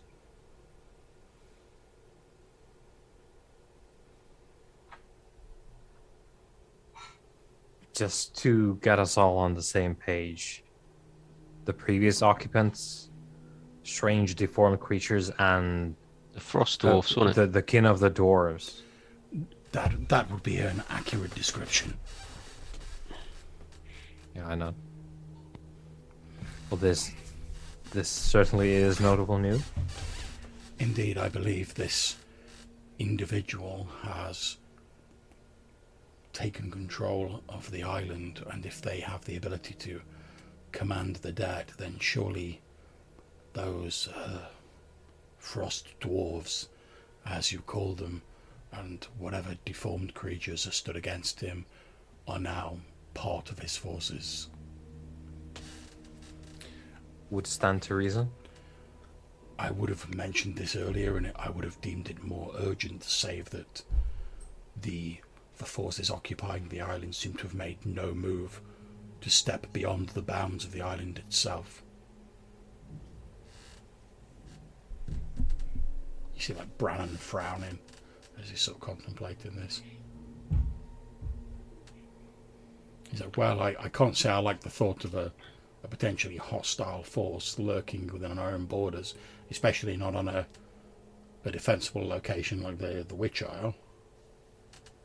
I mean, they're not hostile for now, but weeks, months, years down the line, who knows? I can't say I've had any personal dealings with these frost dwarves or these other people on the island, but the simply moving in and slaying the people on the island doesn't bode well for the forces that now occupy it.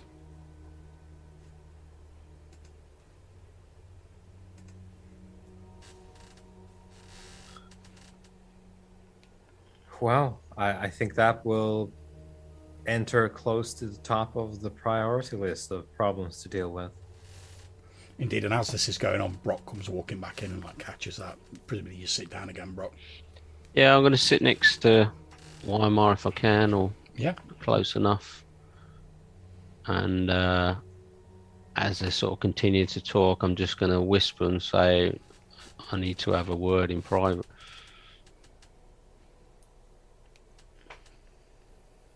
I'll say, excuse me, I will.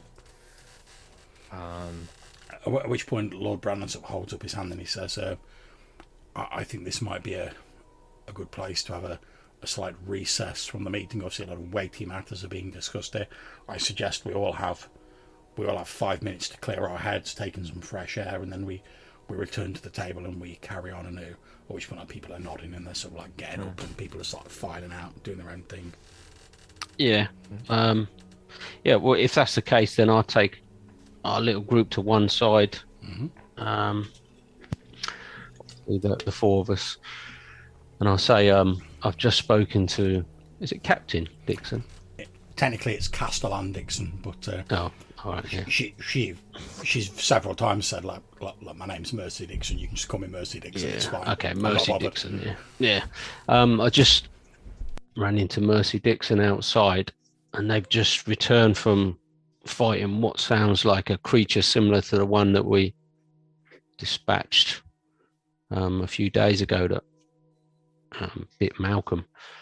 But the worrying thing was that one of their soldiers was bitten, seemed to be making a recovery, then not 1 or 2 days later still succumbed to the curse, or they assumed the curse because it attacked somebody else and sort of went on the rampage until they disposed of it.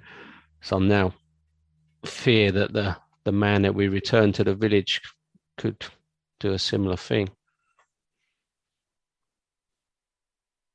and New Zealand could be in danger.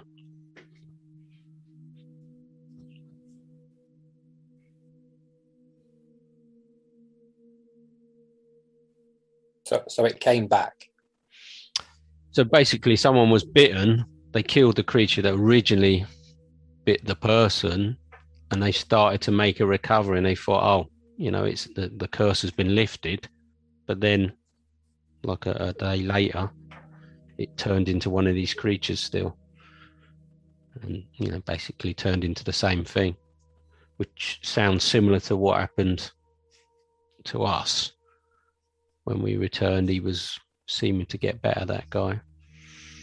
So I'm just concerned that It's the same kind of thing that bit Malcolm.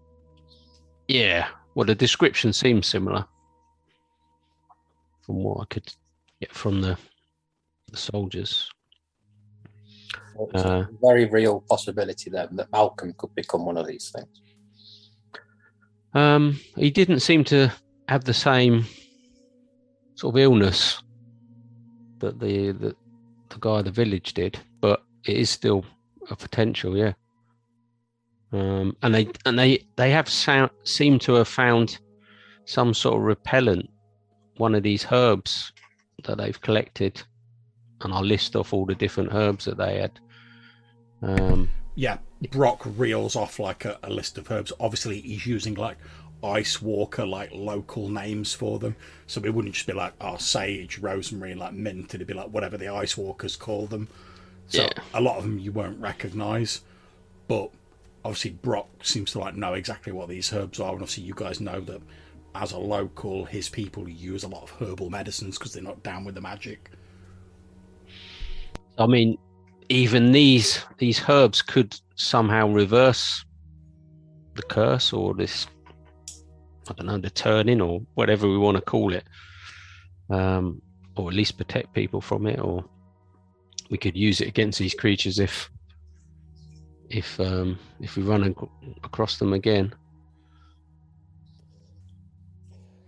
Could we not put bags of those herbs in people's houses? Yeah, if we can. Yeah, once we get back and collect up enough of them, we can. Yeah, certainly do something to try and protect people of the village. But I'm just concerned that there could be one of these creatures running about now or in the very near future while we sit here discussing how this Lord is going to become all powerful. Well, I think we all gathered that as the gist of the meeting, but we still need to finish hearing him out. Somebody needs to finish hearing him out. We can't just up and leave because they'll take offence. Well, that is obviously a decision I will leave with you and Weimar. But I think it's clear that they mean to control this creature, and once they have control of that creature, I feel we have little to no hope. That's why we should volunteer to try and control the creature. At least then we can smash the bloody orb. Or rid ourselves of this Lord once and for all.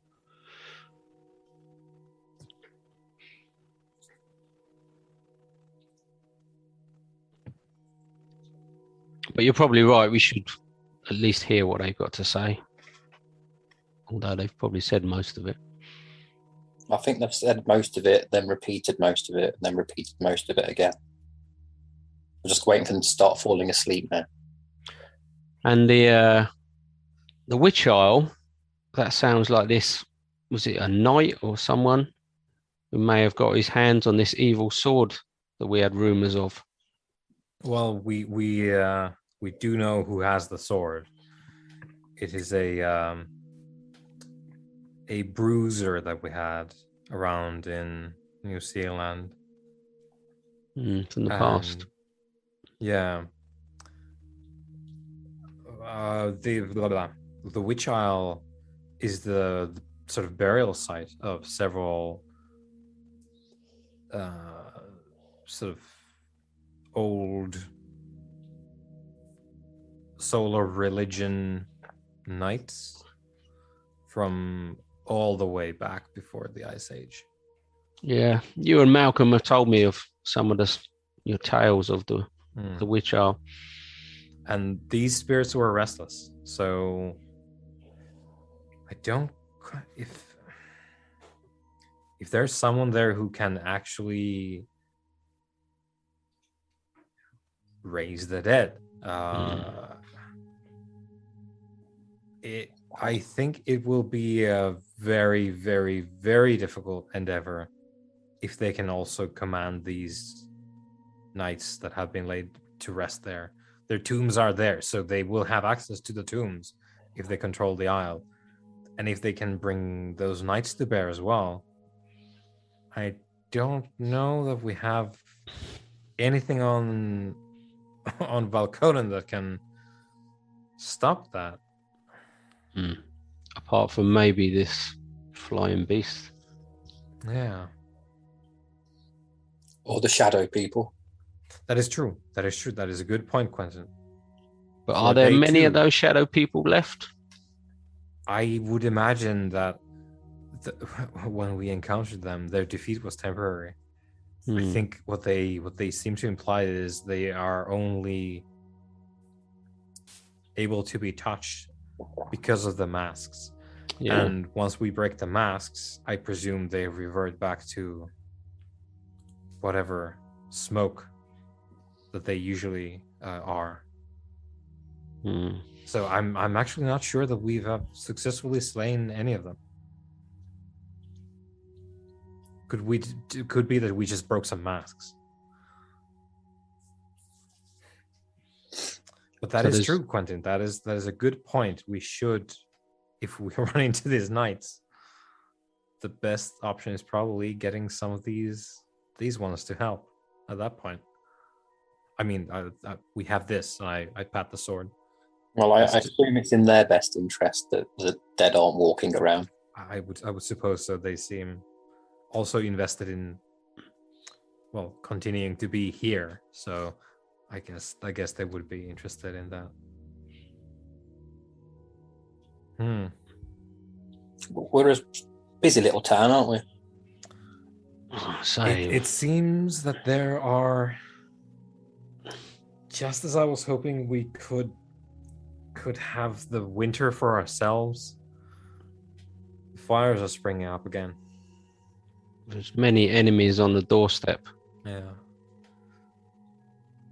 Even if they say they're not enemies. I don't trust any of them. So, are we still interested in heading to... We're still interested. We continue doing as we're doing, I think. We volunteer ourselves to go and try and get this dragon thing that Malcolm's interested in. As you're saying that, Weimar, in your head, you hear like a...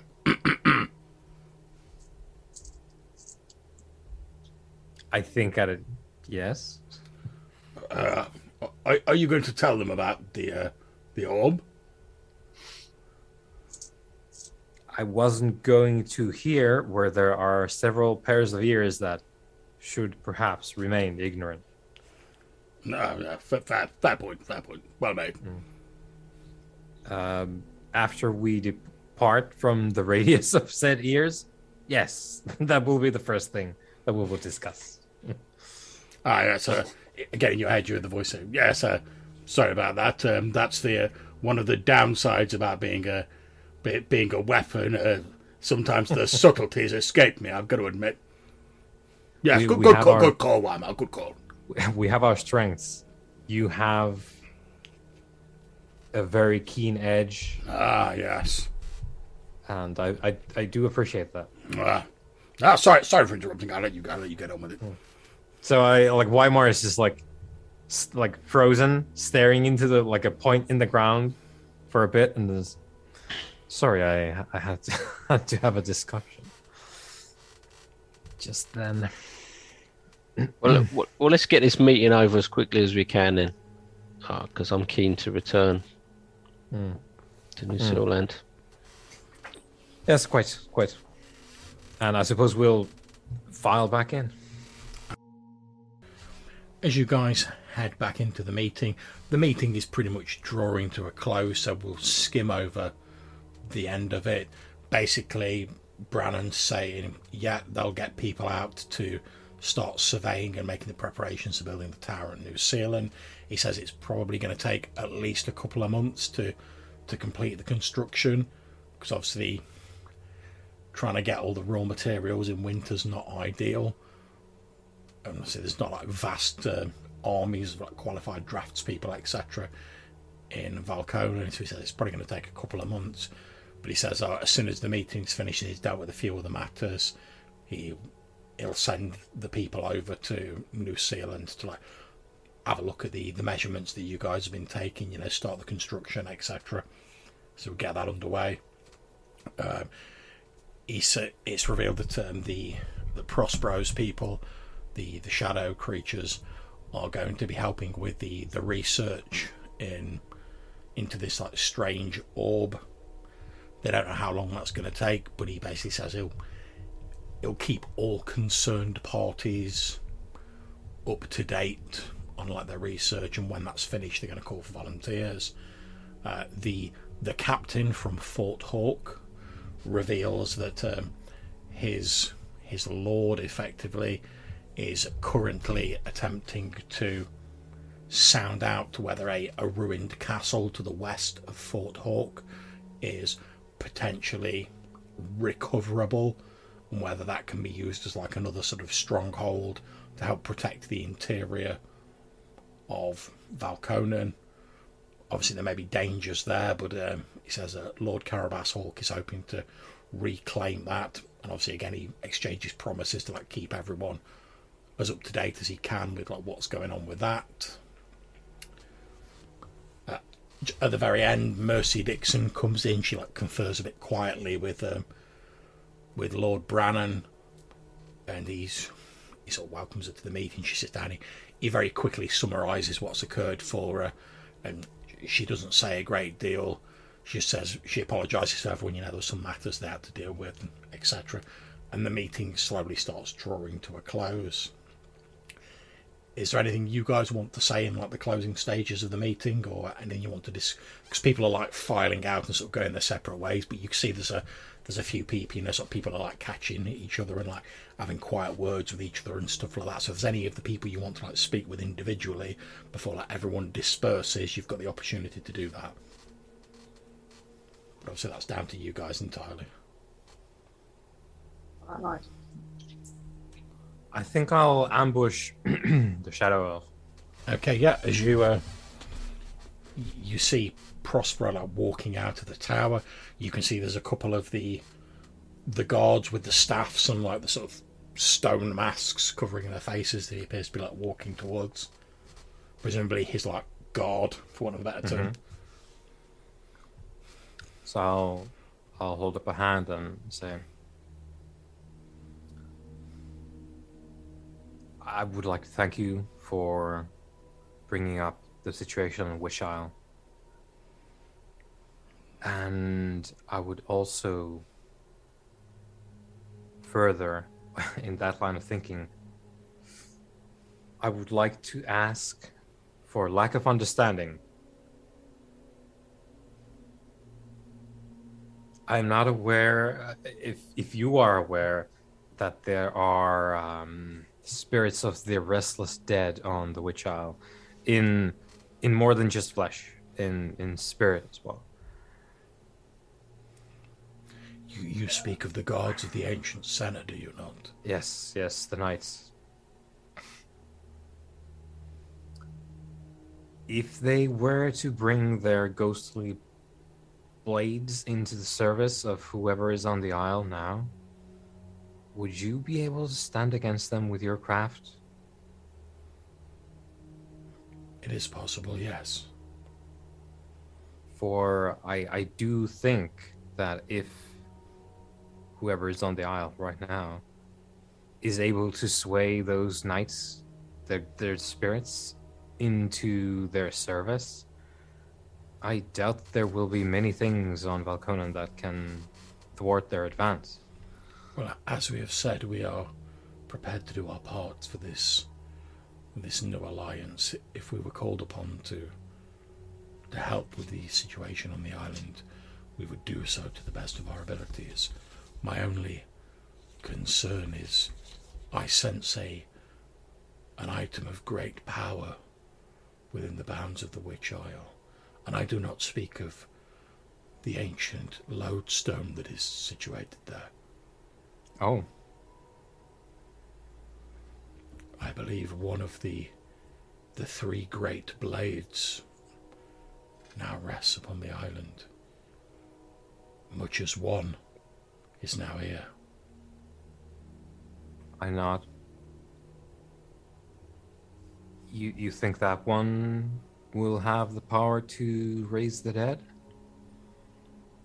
It is possible.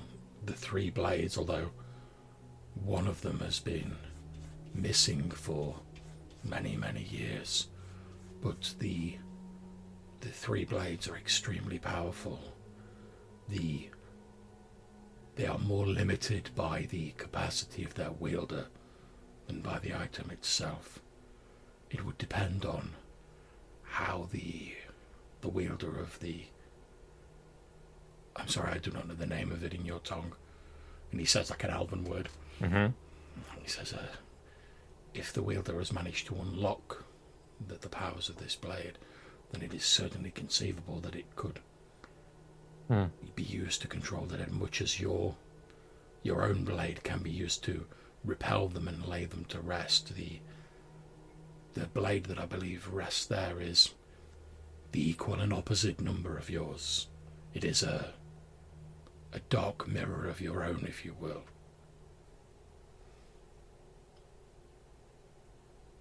Right. Well, with your leave, we will be contacting you if and when it is time to strike. Of course, we are still currently occupying the building that you knew as Fort Kersey. If you have need of us, we can be reached there. If you encounter any of our guards, use my name when you come to the fortress and you will not be harmed. Did we get... Sorry, I might have forgotten. Did we get like an elven? Yeah, so we didn't get the like actual like elven... yeah, so... Okay.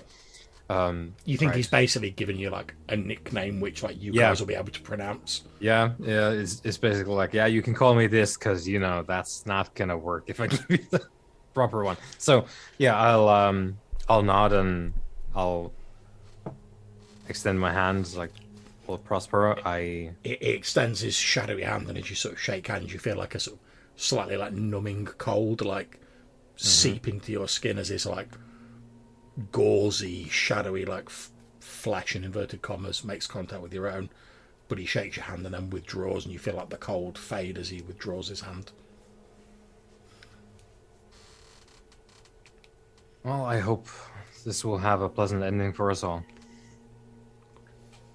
As do I. My primary concern is, and always will be, the well-being of my people. As I am sure it is the same for you. Did we strike down your people? No. I nod. As I said in the meeting, and he gestures at the sort of like flesh mask that he's wearing. He says these masks are a way for us to be able to interact with the world. Without them, we are formless, we are merest shadows. However, the crafting of these items is a long and involved process. So whilst you have not destroyed any of my kind, it will take us some time to rebuild the necessary items for them to be whole, or as whole as my people can be again. But I do not say this in anger. as I said in the meeting, I understand the fault was ours, and you were merely doing what you thought was right to protect your people. I hope in the future we will have a greater understanding Indeed. and avoid these things. That is my hope also. Again, allow me to express my regret for what happened at Fort Kersey. Were it possible for me to restore your people, as eventually we will be able to restore my own, I would do so. Yes, well, I think it is. If you would ask my people, I think a good number of them would prefer not to be restored. It tends to go bad, and it is what we will have to deal with on the Witch Isle. I think. Indeed. I think, as we have learnt with our current situation, whilst we have gained much, what we have lost is far, far greater. well, we will make the best of what we have. Yes. We will be. Well, we will be contacting you when the need arises.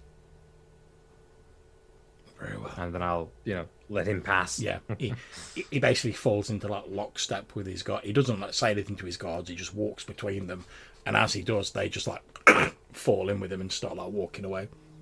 Mm-hmm. Almost as though like they just knew what he wanted him to do, and they just like fall in lockstep and walk off. Rocket just spend the next 5 minutes shaking his head. This is muttering there. Yeah, Growling and grunting, and he's gone through 3 tongues today. He's bit him so hard. Okay, so does anyone else want to talk to anyone else? I'm going to see if I can rustle up any herbs from the kitchen of this place for our journey back. Yeah, roll me as much as I can. Roll me a d4. I'll just try and persuade them to give us anything that might be on that list. I've got a 1. Okay, they've not got much because most of it they're sort of like putting into their stores. But the like one of the servants in the kitchen, he sort of obviously recognises you as like you're a visiting dignitary as far as they're concerned, and he says, "Oh well, I can give you this, sir. We haven't got much to spare, but," and he hands you like a sort of like basically like a string of like garlic bulbs, and he's like that. If that's any use to you, sir, he's like, "You're welcome to that." Yeah, anything is gratefully received. Thank you, my good man. There you go, and I shall add a dose of garlic to your carrot sheet. There you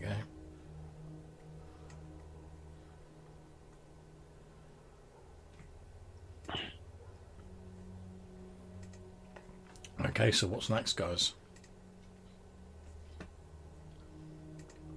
think we want to head back, don't we? There's 2 things. Yeah, we need to go back, and we need to try and weaponize these herbs. Yeah, I mean, on the way back, I'm going to try and collect some, if possible.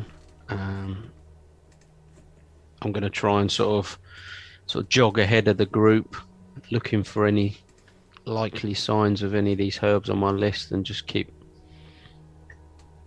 sort of doing that ahead of the cart. Okay, so you're effectively foraging. Yeah. So, unfortunately, it'd be while moving sort of thing, but yeah, so it's opportunistic. So for your first day of travel, obviously you all make camp, you'll do your various watches, etc. Anyone who's down hit points can recover D3 hit points. You all need to eat a ration, and Brock, you can make a D6 roll. If you get a 1 or a 2, you manage to find some herbs. I've got a Unless you've got an ability that affects it. I'll just roll that one. Oh, it's 1 in 6, isn't it? No, it's 1 or 2 in 6, because if you have a friar or a barbarian in the group. So you've succeeded. Well, I thought it was when you're moving, it made it sort of less likely. Wasn't that the... Yeah, if you're dedicated to foraging, it's 5 in 6. Yeah, exactly. 4 and 6. you're almost guaranteed to find something that's dedicated, whereas it's a 1 or a 2. I don't know. It's set up for the default of like 1 in D6 for you, but that's just basically it's a 1 in 6 chance base if you don't have a friar or a barbarian.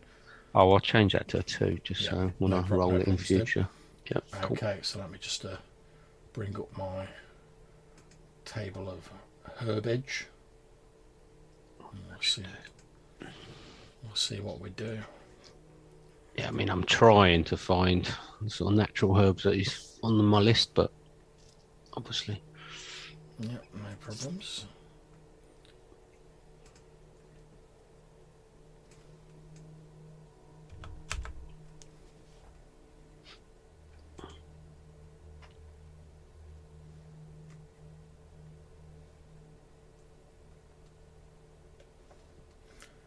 Okay, roll me a d20. D20, yep. That is a 3. Okay.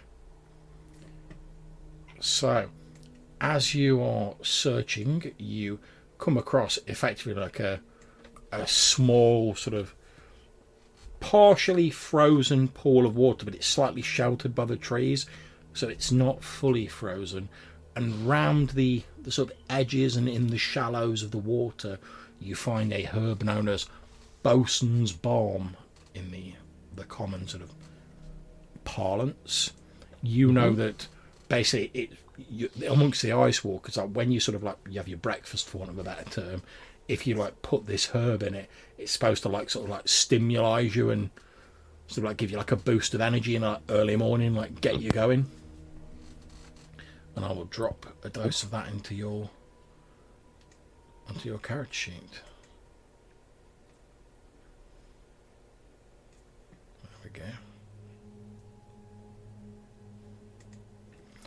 And basically, it's pretty much a sort of like natural stimulant. So if you're like feeling tired or you're like fatigued, if you eat that, you can use it to sort of like temporarily. I mean, if you just kept bolting it down, eventually like the fatigue would get you. But temporarily, you can use it to like mitigate the effects of like fatigue and tiredness. Like if you were like, oh, I've been on watch for like hours this evening. Oh, but someone else is like ill, so they can't do that watch. I need to do a second one, but I'm really tired. You could like bang some of that down you, and it'd keep you going like temporarily. Okay, so I'm gonna make a quick. Since you're travelling back, I'm gonna make a quick cheeky random encounter roll as well. You know me, I love some random encounters. Okay, random encounters. Is there a herb seller on that random encounter list? Trader. Travelling. Okay, so as you're travelling back, it starts getting into like the evening. You notice that the snowfall has actually like lessened slightly. The wind's died down a little bit. There's still snow coming down, but it's not like the massive flurries now. It's more like a light sprinkling, which is obviously, and the wind chills lessened a lot, so it doesn't feel quite as cold and uncomfortable. So you've got like a momentary respite from the biting cold. You all set up camp in the Whale Song Woods. Obviously, you're sort of roughly going in the direction of the Mage Tower ruins again, but you can skirt them or not as you see fit. You set up camp. You all keep watches. The rest of the evening passes uneventfully. Next, obviously, D3 back again, eat a ration, etc. You know the drill. Next day, you carry on moving eastward through the Whale Song Woods. You're passing through the boundaries of the ruins of Castlemaine. Just beyond it, you can see the frozen expanse of the river. Obviously, as we said previously, there's bits of like wood and ruined stone buildings sticking up out of the snow, etc. that you passed on the way there.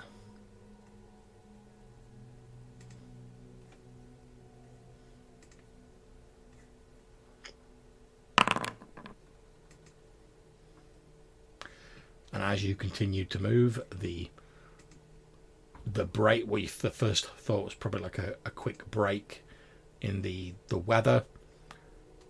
It continues to get milder, which is a little bit odd.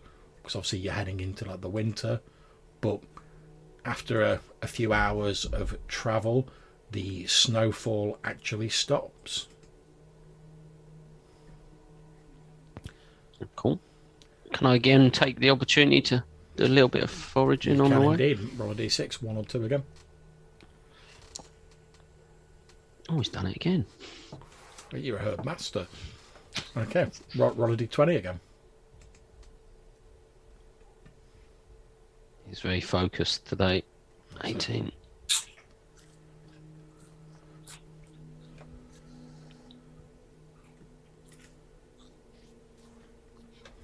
Okay, so as you're moving just onto the outskirts of the Whale Song Woods, you're heading.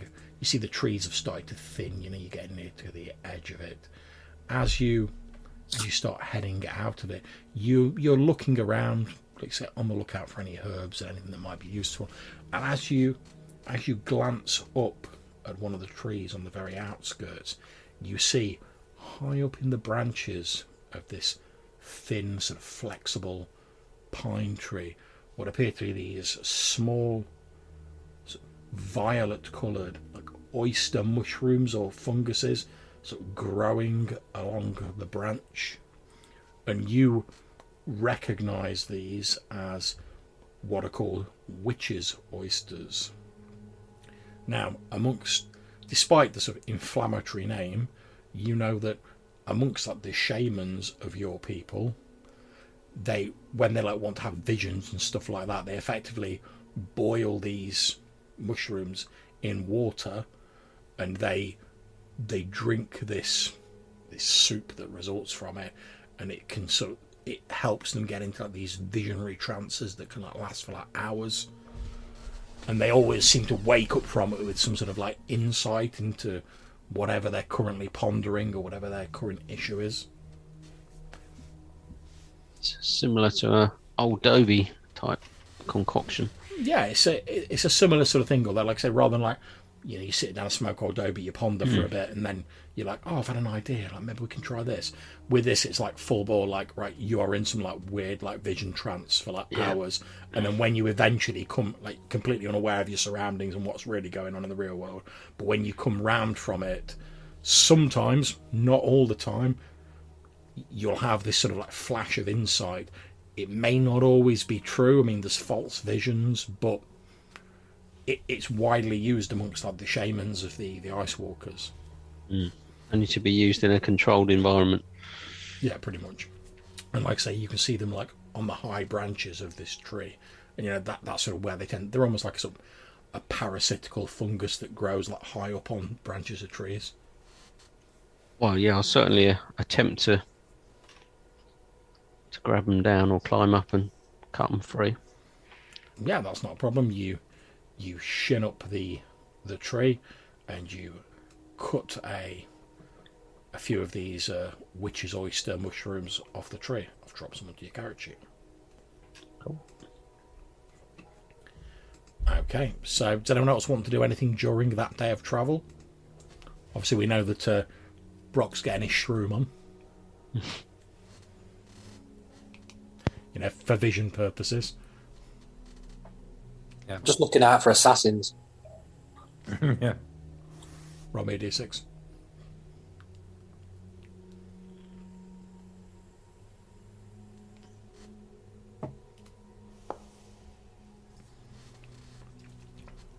Okay. As like I say, you're pretty much heading back in the direction you guys came. So, and because like the snow has stopped, you can actually see like the tracks that you guys made when you were originally heading the other way, because you're pretty much taking exactly the same route back. And you don't notice any like assassins hiding in the bushes or anything. However, you do notice that after a bit, like a set of tracks that you don't recognize, human-looking tracks that you don't recognize, sort of joins your tracks and seems to be like following alongside them. And obviously you don't remember like seeing anyone following you, so presumably they were like following sometime afterwards.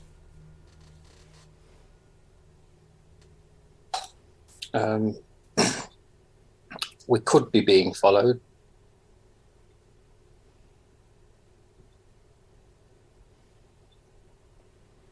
I mean, you're more of a tracker than I am, Brock. So Yeah, I mean that's Mr. Harp, really. I'm a forager and hunter, but hunting's a kind of tracking, surely. yes, I think it would assist slightly, but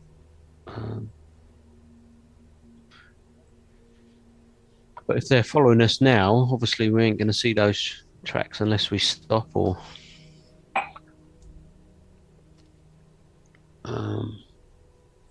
delay in some way and try and lay some sort of ambush or take cover. Or do we push on?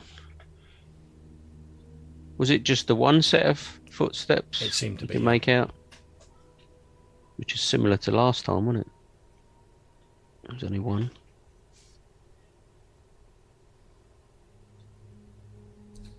Just push on and be wary, I think. Yeah. Well, yeah, if you can keep your eyes peeled for any other signs on the rest of the journey, then that would be most useful. Not a problem. Okay, so you guys know you've obviously got one more day's travel, effectively. And then you'll be at New Zealand. So, obviously, you gain D3 hit points back, eat a ration, standard stuff for travel. And on the third day, you cross the frozen river and you see New Zealand in the distance. And I will move you on to the New Zealand map. Just give me a moment.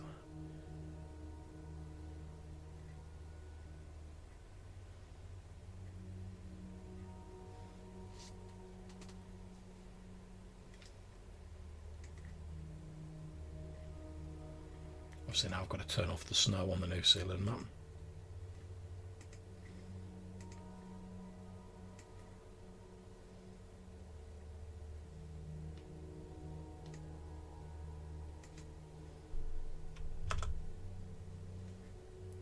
Okay.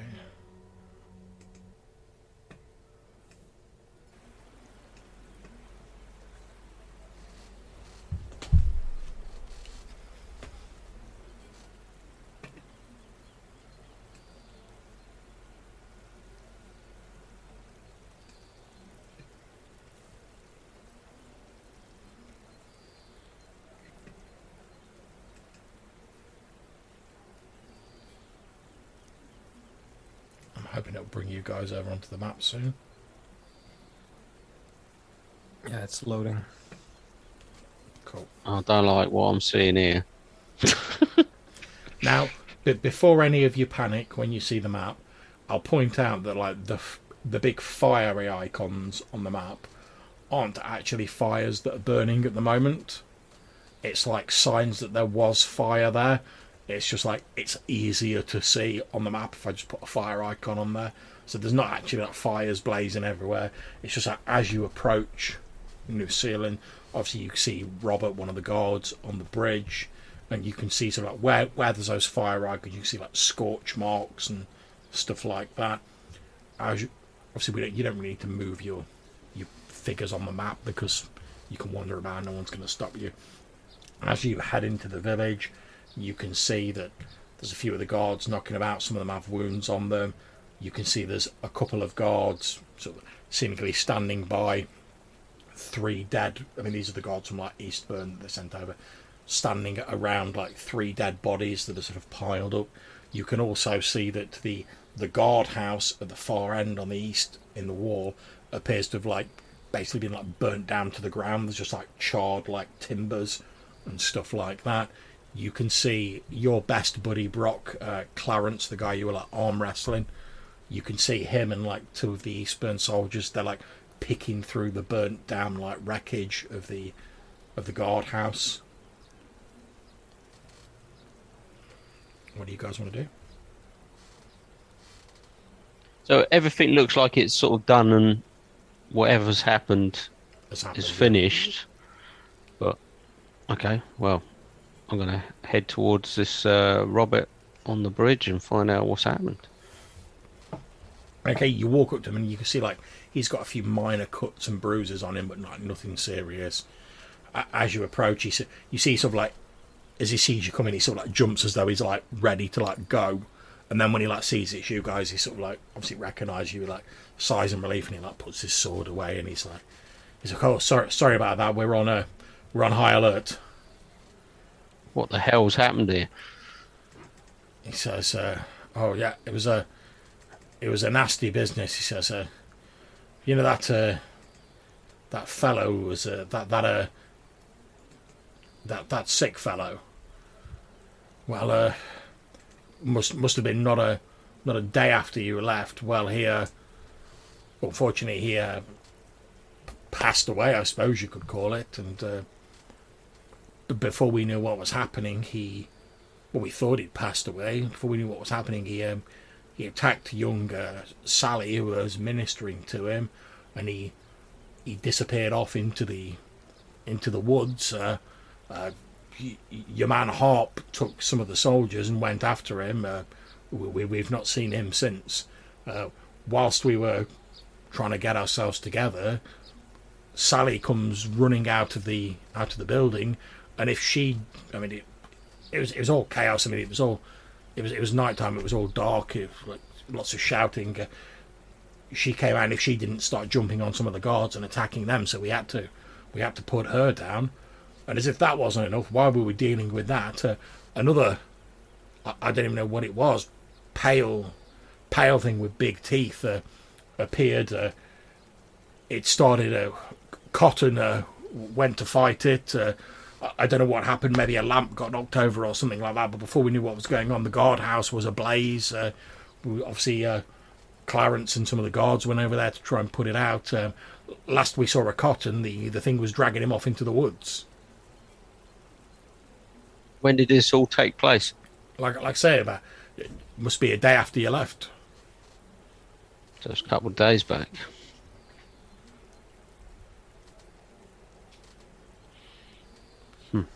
He says we would have sent.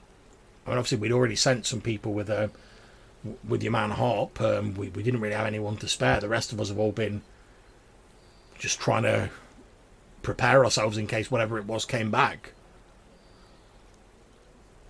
Are any of the men or anybody in the village, have any of them been bitten by this creature? He says no, I don't think so. Whilst we were under attack by that thing, I mean, I think we could have fended it off if it was just them, but we got attacked by those bloody wolves again, and I think the three men that went down, I think were taken down by the wolves. They came in through the ruins of the guardhouse, and it was all we could do to fend them off.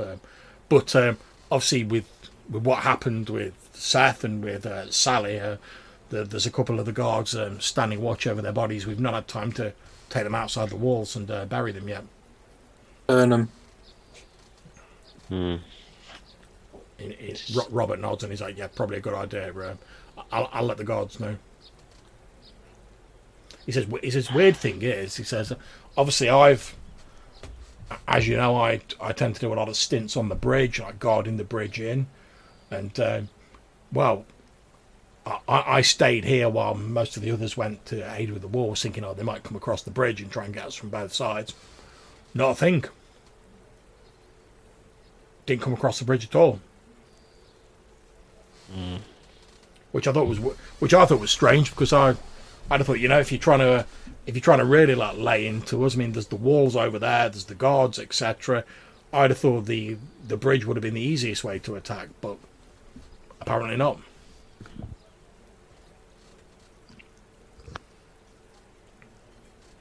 Yeah, these creatures you talk of with the sharp teeth, they seem to have some sort of control over wolves. So he says, yes. When the creature came out of the woods and attacked Cotton, it was as it laid into him, and we went to go and defend him. Suddenly, these, like those giant wolves that attacked us previously, a load of them came surging out of the forest, and try as we might, we couldn't get through them to get to Cotton in time. And like I say, last I saw of him, from what I hear from Clarence, the thing dragged Cotton off into the woods, and we've not seen him since. I know your man Harp said wouldn't say track down the creature. They'd try and find him, but we've not seen anything of him since he left with some of the guards. So I'll try and get a good sense of which woods they were going towards. Get a good idea of the direction, so we can try and. He points to the northeast into like the Wolf Forest. Yeah. Try and track them as best as possible. So I'm going to spend the next few minutes just wandering around and just checking everybody for any sort of bites. Anyone that looks like they've been involved in combat injuries. There are people who have injuries, but they mostly seem to be like animal bites you expect from these like wolves that attacked. Yeah, I just want to double check everyone that looks like they're injured, just to be on the safe side. You're talking to one of the guards, and he's basically showing you like he's got like a wolf bite mark on his arm, and he's like, I tell you what, when that woman came out of the longhouse, I thought we were gonna, but luckily when she first came out, there seemed to still be a bit of daylight, and although she was all right moving in the building, she didn't seem to want to step outside of it into the light. We were able to like keep her confined in there, but as it started getting darker, she burst through our defences and came out. Well, took a number of us to take her down. I mean, she was only a slight little thing, but I mean, she had the strength of a demon. Interesting. I'll keep on your guard, certainly. We'll try and get to the bottom of this. He says, "Yeah, well, we've all been on high alert. I mean, like I said, we've not got it with Malcolm's taken some of the people. We've not got any people to spare, really. But we're trying to circle the wagon, so to speak." Yeah.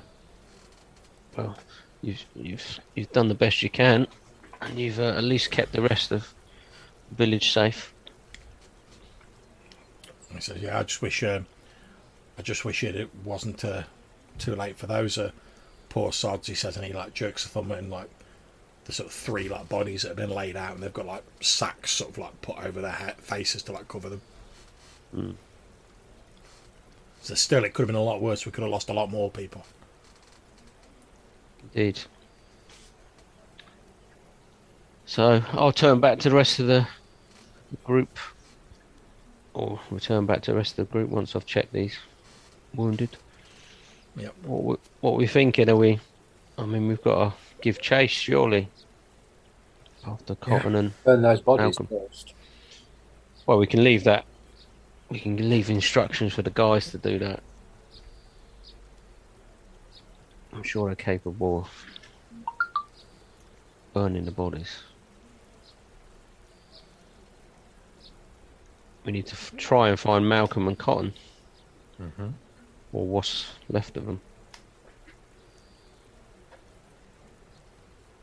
Yeah. So let's get people to torch the bodies and go.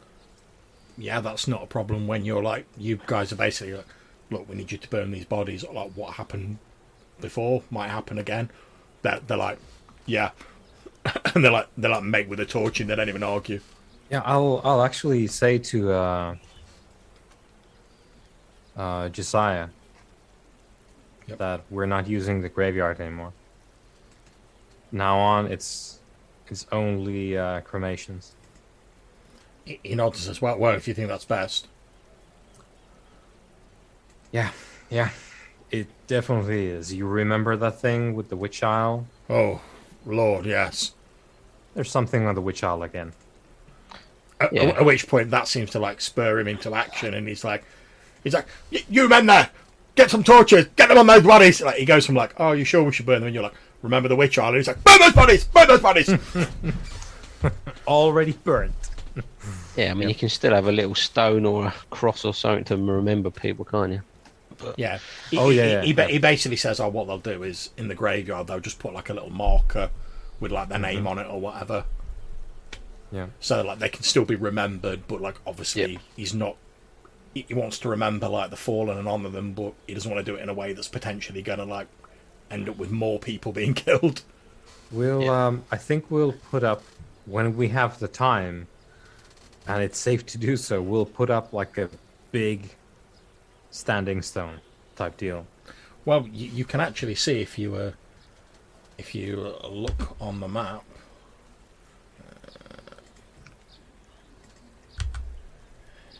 here, the statue I've put in there, that's to represent the shrine to the judge that Malcolm built in the town, and it's just like a very simple sort of like statue with like a little, almost like a little mini altar, I suppose you might call it, like a little shrine. And you can see that like a few, as I mentioned previously to Malcolm in the last session, a few of the villagers have actually left like little like, offerings around it. Yeah. Yeah, I was thinking it would be like whether we add that to the shrine or put it elsewhere. We could have a sort of standing monument, because I don't think even going forward we're going to want bodies in the ground next to our village, just on the off chance that, you know, the third guy that turns up and call the dead will pick up the corpses right from our doorstep. True. And go to town. So I think like the policy moving forward, like cremations, and then we'll erect like these stones of the deceased. So we'll put up like a standing stone type deal, or whatever stone we can get, and we'll cover that in, you know, deceased New Zealanders, and Founders. Call them founders. yeah. And and add more stones as we go, if you know, if we get that far, like generations like down a the little line. Memorial like stone garden sort of thing. Yeah. But cool. Like tall rocks, so that it's kind of like a, like it's not just piles of stones on the ground, but like more about the I guess a garden, like have like these installations almost of stone there. Nice. With the names carved on it, yeah. So I'll mention this to Josiah, but maybe he's. Yeah, you turn around and like you see Josiah like in the distance, like waving. He's like, "Get those bunnies, man!" Yeah. He's gone from like you remember him last time when you mentioned cremation. He was like, "Oh, I follow Leander. I'm not really sure about cremation." And then you're like, "Do you remember when those people came back from the dead and like killed a load of fools last time?" And he's like, "Burn those bunnies!" He just like in the name flips. of Leander. Yeah, basically. He's like, don't get me wrong, I love Leander, but like, I love not getting murdered in my bed more. Yeah, I love not losing the entire village to the undead. So. Yeah, pretty much. That's something for the future. You probably see him walking out of town with a shovel heading towards the graveyard. That's it. With like a paraffin lamp. but yeah, we can assume that you've like mentioned that to him, and he'll be all on board for that, because you're combining his love of like honouring the dead, but also keeping the village safe. So he's well on board with that. Yep. He even actually suggests, because I'm presuming at some point you guys are going to mention that, like you mentioned like the tower and stuff to him. He even suggests, what if the tower's being built to like protect the village, and these people have been like have sort of like sold their lives protecting the village, perhaps like their names could be like inscribed on the tower or something like that. Yeah. Because then that's like, it's almost like they're still helping to like protect the village in the form of the tower. Yeah, their lives are still there, standing guard. Yep. Over the village and the river mouth. Yeah. Indeed. Yeah, for sure. But let's not be in a hurry to fill any of these stones with names. But yeah, do we have a track to follow with, you know, our quarry in the forest? Brock, what was the situation here? Well, I guess like one of the guards was saying, they went off in the northeast back into the woods. Right. So I think that's definitely our right. first That's point of call. because I don't know why it took this long. But when the dire wolves attacked, that was one of the monsters, wasn't it?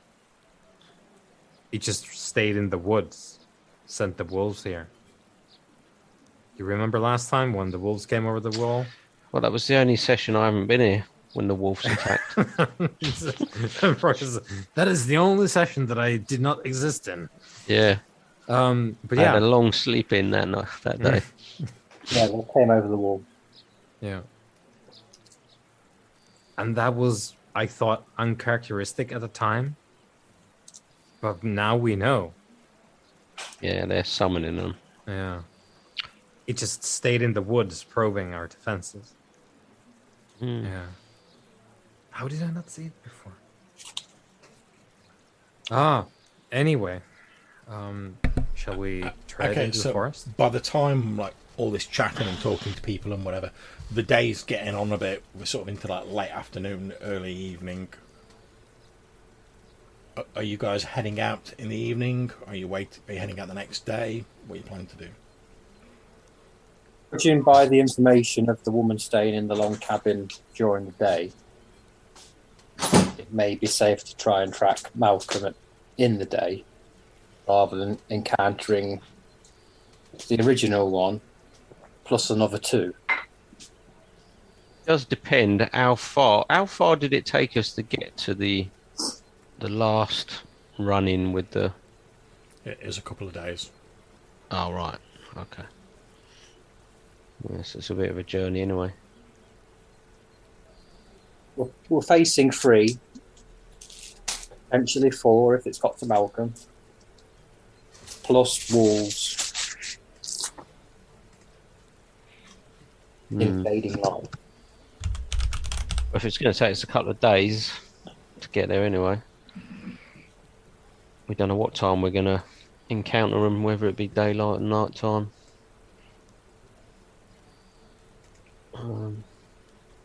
I assume it's going to be virtually impossible to track them at night, is it, John? It's certainly going to be very difficult.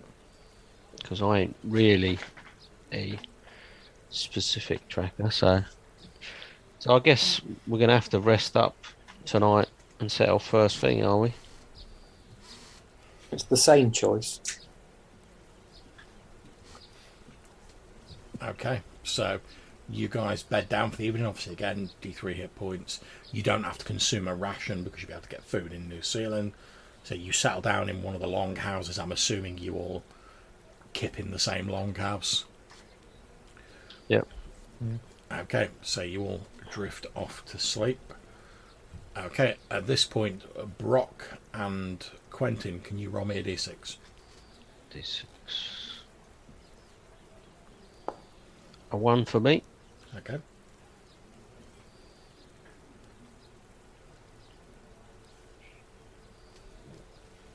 Okay. So, you all drift off to sleep. Weimar, you wake up in the evening. It's still you're facing the what passes through a window in the longhouse. It's still dark. You can see the moon outside. As you sort of like stir a little, your foot accidentally like bumps into like Quentin. Quentin, you're now awake as well. And as you sort of open your eyes, Weimar, you become aware that there's a figure silhouetted against the light of the moon, like stood at the foot of like the straw mattresses that you're sleeping on. Not moving. No, just stood there, not moving. And as the moonlight slowly filters in, you see the pale form of Cotton Nickel stood at the foot of your bed. Obviously, you see this as well, Quentin, 'cause you're awake. Brock's having another heavy sleep in. I'm going to slowly reach for my silver dagger. Yeah, that's absolutely fine.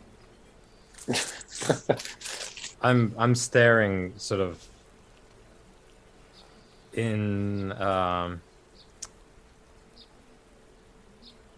I'm staring at Cotton Nickel, waiting for when movement happens, really, is the thing. Okay, he stood there and in the light of the moon, his pale flesh, he almost looks like a statue. You don't see like his chest rising and falling or anything of that nature, but as he slowly takes a step forward, you see that like his beard and like much of his armor is like matted in like blood. And he takes a step forward and he looks down, obviously sees you're awake. Mm-hmm. And he says, listen, I don't have much time, but more are coming.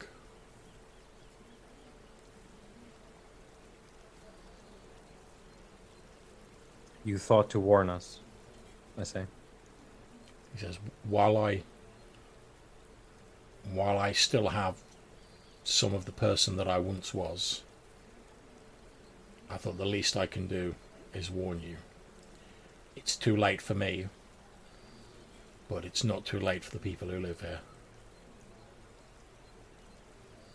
Cotton, this is very important. Can I help you pass? He just like shakes his head a little bit, and a little bit of a sad expression comes on his face. And at this point, I'm actually going to say you can make a charisma roll. Oh boy. Well, praise Gale. Nah.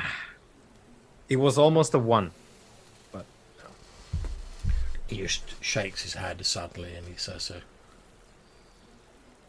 unfortunately, I can't allow that. And he says,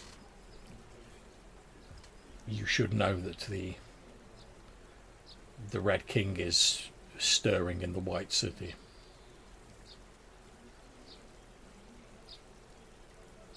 all right. And when he awakens, there will be more like me. All right, Cotton. All right, that's all right.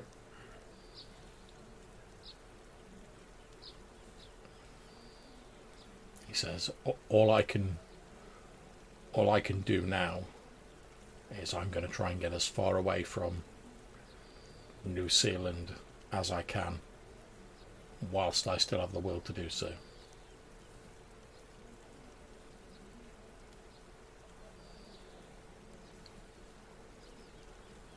That's all right too. He looks sad. He sort of like, he looks as though he's going to like put his hand out, then he like thinks better of it and lowers his hand, and he says, with any luck we'll not meet again. And as he says that, he slowly starts to like almost break apart and like disperse into a mist. And the mist just slowly disperses and dissipates until you're just staring into the darkness of the room. Well, shit.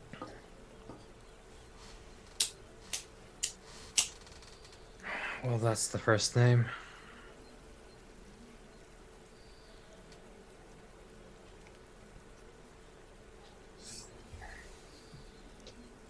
Yeah, I don't think there's going to be any sleeping for the rest of the night. So Yeah, but we better add Red King to the list of stuff that needs looking at. yes, it's We're going to run out of parchment soon. And as they're sort of having that hushed discussion, Brock, you are startled into wakefulness from your deep, deep slumber by like a voice that sounds like it's like right next to your ear, like whispering, and you recognise the voice of Cotton Nickel. But when you like look round, there's just like a thin vapour, like dispersing like a morning's mist, and the voice just says, very quietly as though it's fading away as it's talking, just says, "It's the garlic."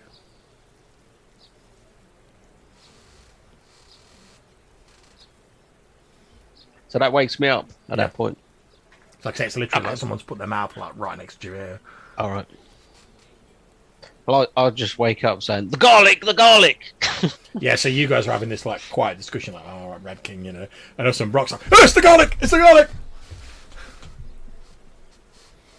I don't think the garlic can hurt you, Brock. No, but it can maybe it can hurt those things.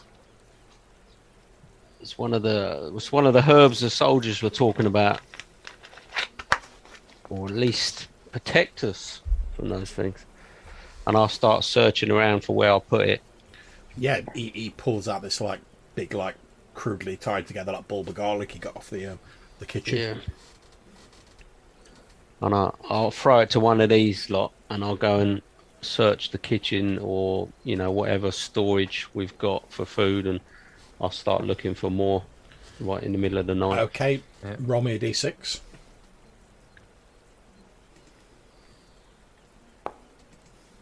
I thought. Yeah, you find another bulb of garlic. So which of you guys is taking the bulb that was thrown to you? I'll let Holy Sword have it. Okay, so let me just put a dose of garlic on a Weimar's sheet. Put a bit of garlic on the sword. There That's we go. it. Mush it down, nice and sticky paste. Yeah, yeah. That's been added to your sheet, and obviously I've left one on your sheet, Brock, 'cause you managed to locate some more. I mean, there's not a lot of it, but you've basically managed to locate like another like couple of bulbs of garlic, like another like dose of garlic, Yeah. effectively. But we don't grow it, do we? No. Anyway. Yeah, we're going to be trading for it now. Mm. I'm imagining they're like when they come to like build the tower, and there'll be like people like smearing garlic on like the walls of the Yeah. the village. Painting it on. Like, we funnily made enough, garlic paint. yeah, on the there's second coat. Like, there's not going to be any mortar. It's just going to be garlic paste. Now the regional delicacy, just garlic. So Yeah, new garlic land. just like people, like everything they cook in the village, just putting garlic into it. So Garlic everyone's soup. eating garlic all the time. Yep. It's garlic bread, but it's actually just garlic. Yeah. You want to eat It's garlic. potatoes We've with just garlic. rubbed some bread on. There we go. There you go. Yeah. Yeah, I think it's going to be a rather morose rest of the night in search of garlic and contemplating the fact that, okay, well, the Red King is one thing, but then we have several of these ones running around, and clearly we have no way to keep them away from our bedchambers, so that's a thing. Not the garlic. Yeah, hopefully the garlic will do that. but- And I think They're not slightly perturbed by garlic. I think as Weimar says, "Oh, we've got no way to keep them away from our bedchambers," and Quentin's like, "Apart from the garlic." And you hear like the rattle of pots and pans as like Brock's like raiding yeah, the it's kitchen. like frenzy and just like, where is it? I think that's where we sort of like fade to black on this slightly morose scene as the sun starts to rise, and that is where we're going to end the session for this evening, guys. Thank you very much. I hope you all enjoyed the session. Yep. Yeah, cool. Yeah, that was good. Obviously, we'll sort out XP and whatnot, but for now, I'm going to end the stream. So, thanks for anyone who's watching this now or in the future. Hopefully, we'll catch you for the next one.